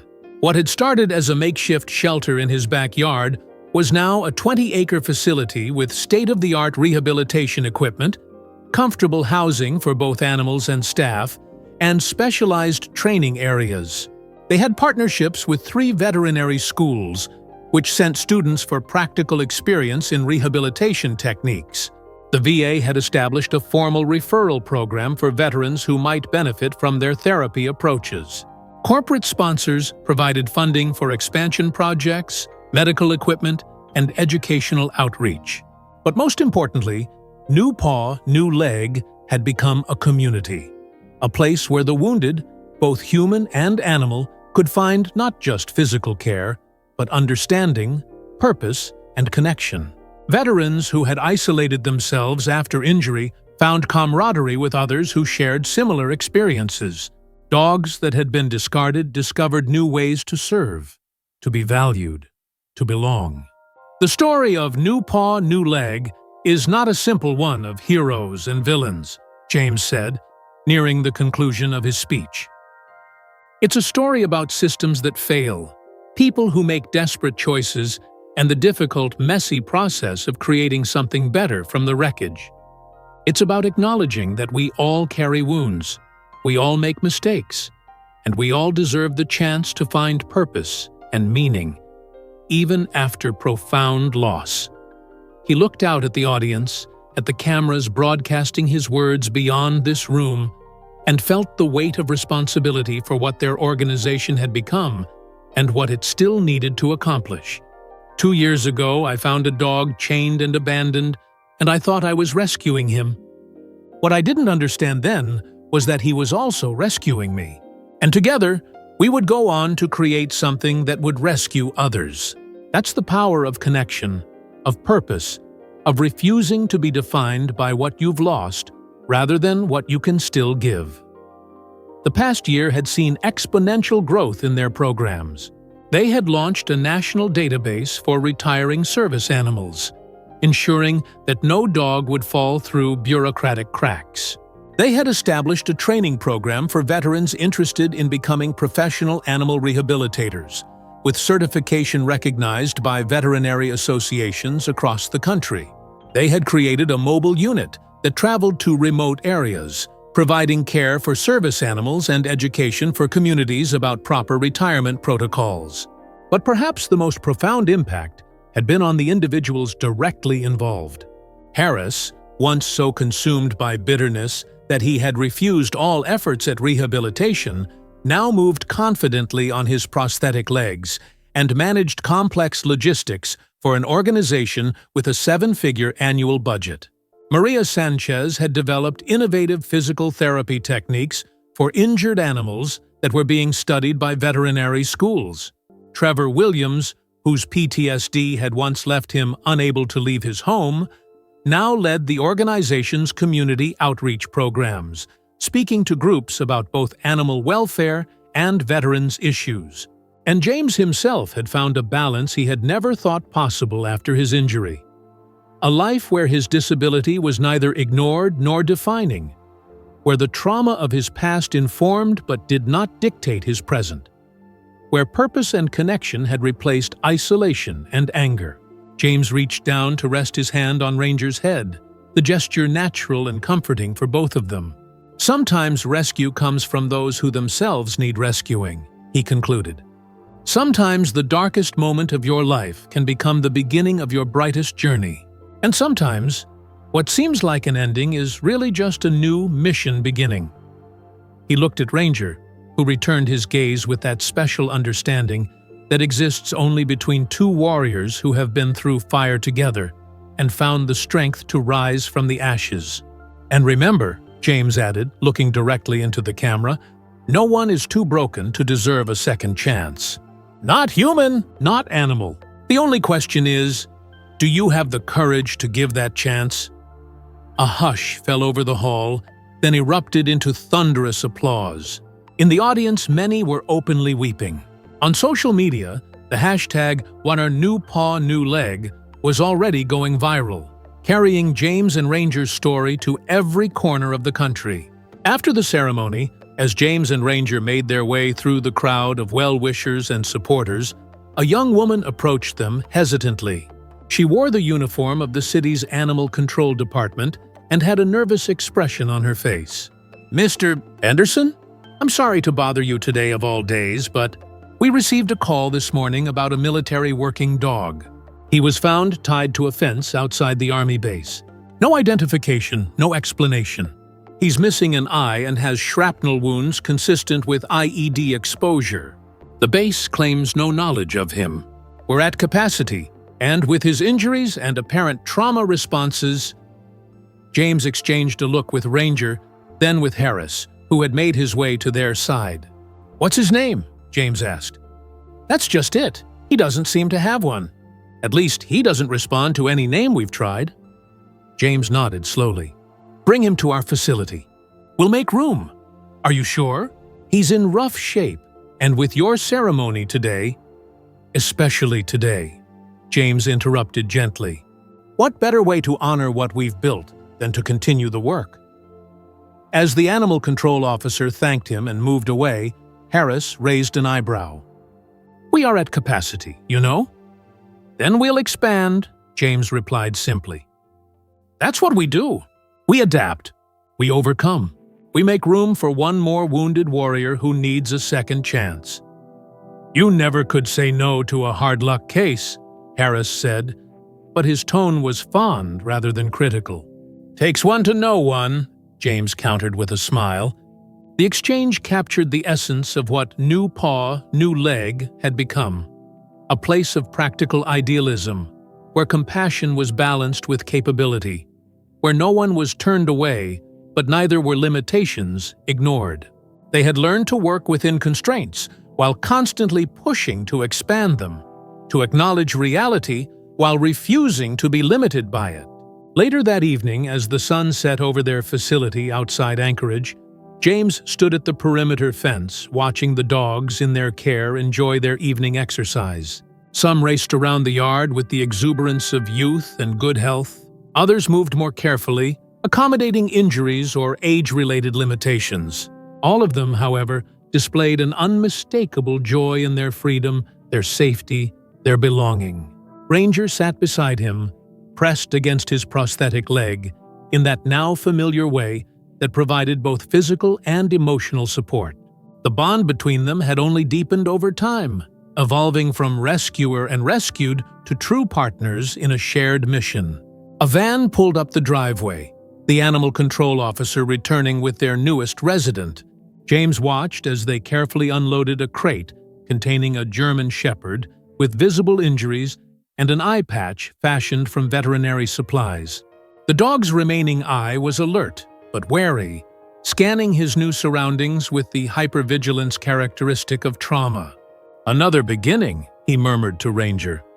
"Another chance to get it right." The dog at his side thumped his tail against the ground in agreement. Together, they walked forward to meet the newest member of their growing family of broken, healing warriors. As they approached, James reflected on how much had changed since that winter night, when he had first heard Ranger's cry through the howling blizzard. He had been so lost then, so consumed by what he had lost, that he couldn't see what might still be possible. It had taken a dog, a fellow wounded warrior, to show him that purpose could be found in unexpected places, that healing sometimes came through helping others heal. Now, as he prepared to welcome another traumatized animal into their care, he felt not the burden of responsibility, but the privilege of purpose. This was the work he had been meant to do, the mission that gave meaning to all he had endured. The new dog growled softly as they approached his crate, a warning born of fear rather than aggression. James knelt slowly, positioning himself at eye level with the animal, Ranger a steady presence at his side. "It's okay," he said softly. "You're safe now. You're home." The dog's growl subsided, replaced by a wary watchfulness. It would take time, it always did. Trust had to be rebuilt carefully after it had been shattered. But James had learned patience, had seen how even the most traumatized animals could find their way back to trust with proper care and consistent boundaries. As the animal control officer handed over the paperwork, she mentioned that the army base had suddenly shown interest in the dog after initially denying any knowledge of him. "They called just as I was leaving," she explained. "Said there might have been a miscommunication. Asked if they could reclaim him for their K9 program once he's recovered." James frowned. "Did they explain how he ended up tied to their fence with untreated wounds?" "No, and they got pretty evasive when I asked for specifics about his service record or how he was injured." James exchanged a look with Harris, who had joined them at the van. They had seen this pattern before. Institutions trying to cover up negligence or abuse after the fact, attempting to retrieve animals they had discarded once public scrutiny became a possibility. "Tell them he's under veterinary care for the foreseeable future," Harris said firmly, "and that any claim for his return will need to go through proper channels, including a full explanation of his condition and how he came to be abandoned." The animal control officer nodded, relief evident in her expression. She, like many in their network, had learned to trust that new paw, new leg, would advocate fiercely for the animals in their care, standing up to institutions and individuals who tried to evade responsibility. As they settled the new dog into a quiet kennel adjacent to the rehabilitation area, James found himself thinking about how far they had come in developing protocols for intake, assessment, and individualized care plans. What had once been intuitive and somewhat disorganized was now systematic, evidence-based, and continuously refined based on outcomes. Yet, despite the growth and formalization, the heart of their mission remained the same: to see value where others saw brokenness, to recognize potential where others saw only limitations, to offer connection where isolation had been the norm. In the distance, the lights of Anchorage began to twinkle like earthbound stars. Somewhere in that city, another veteran was perhaps facing the darkness that James had known. Another service animal was perhaps being cast aside as no longer useful.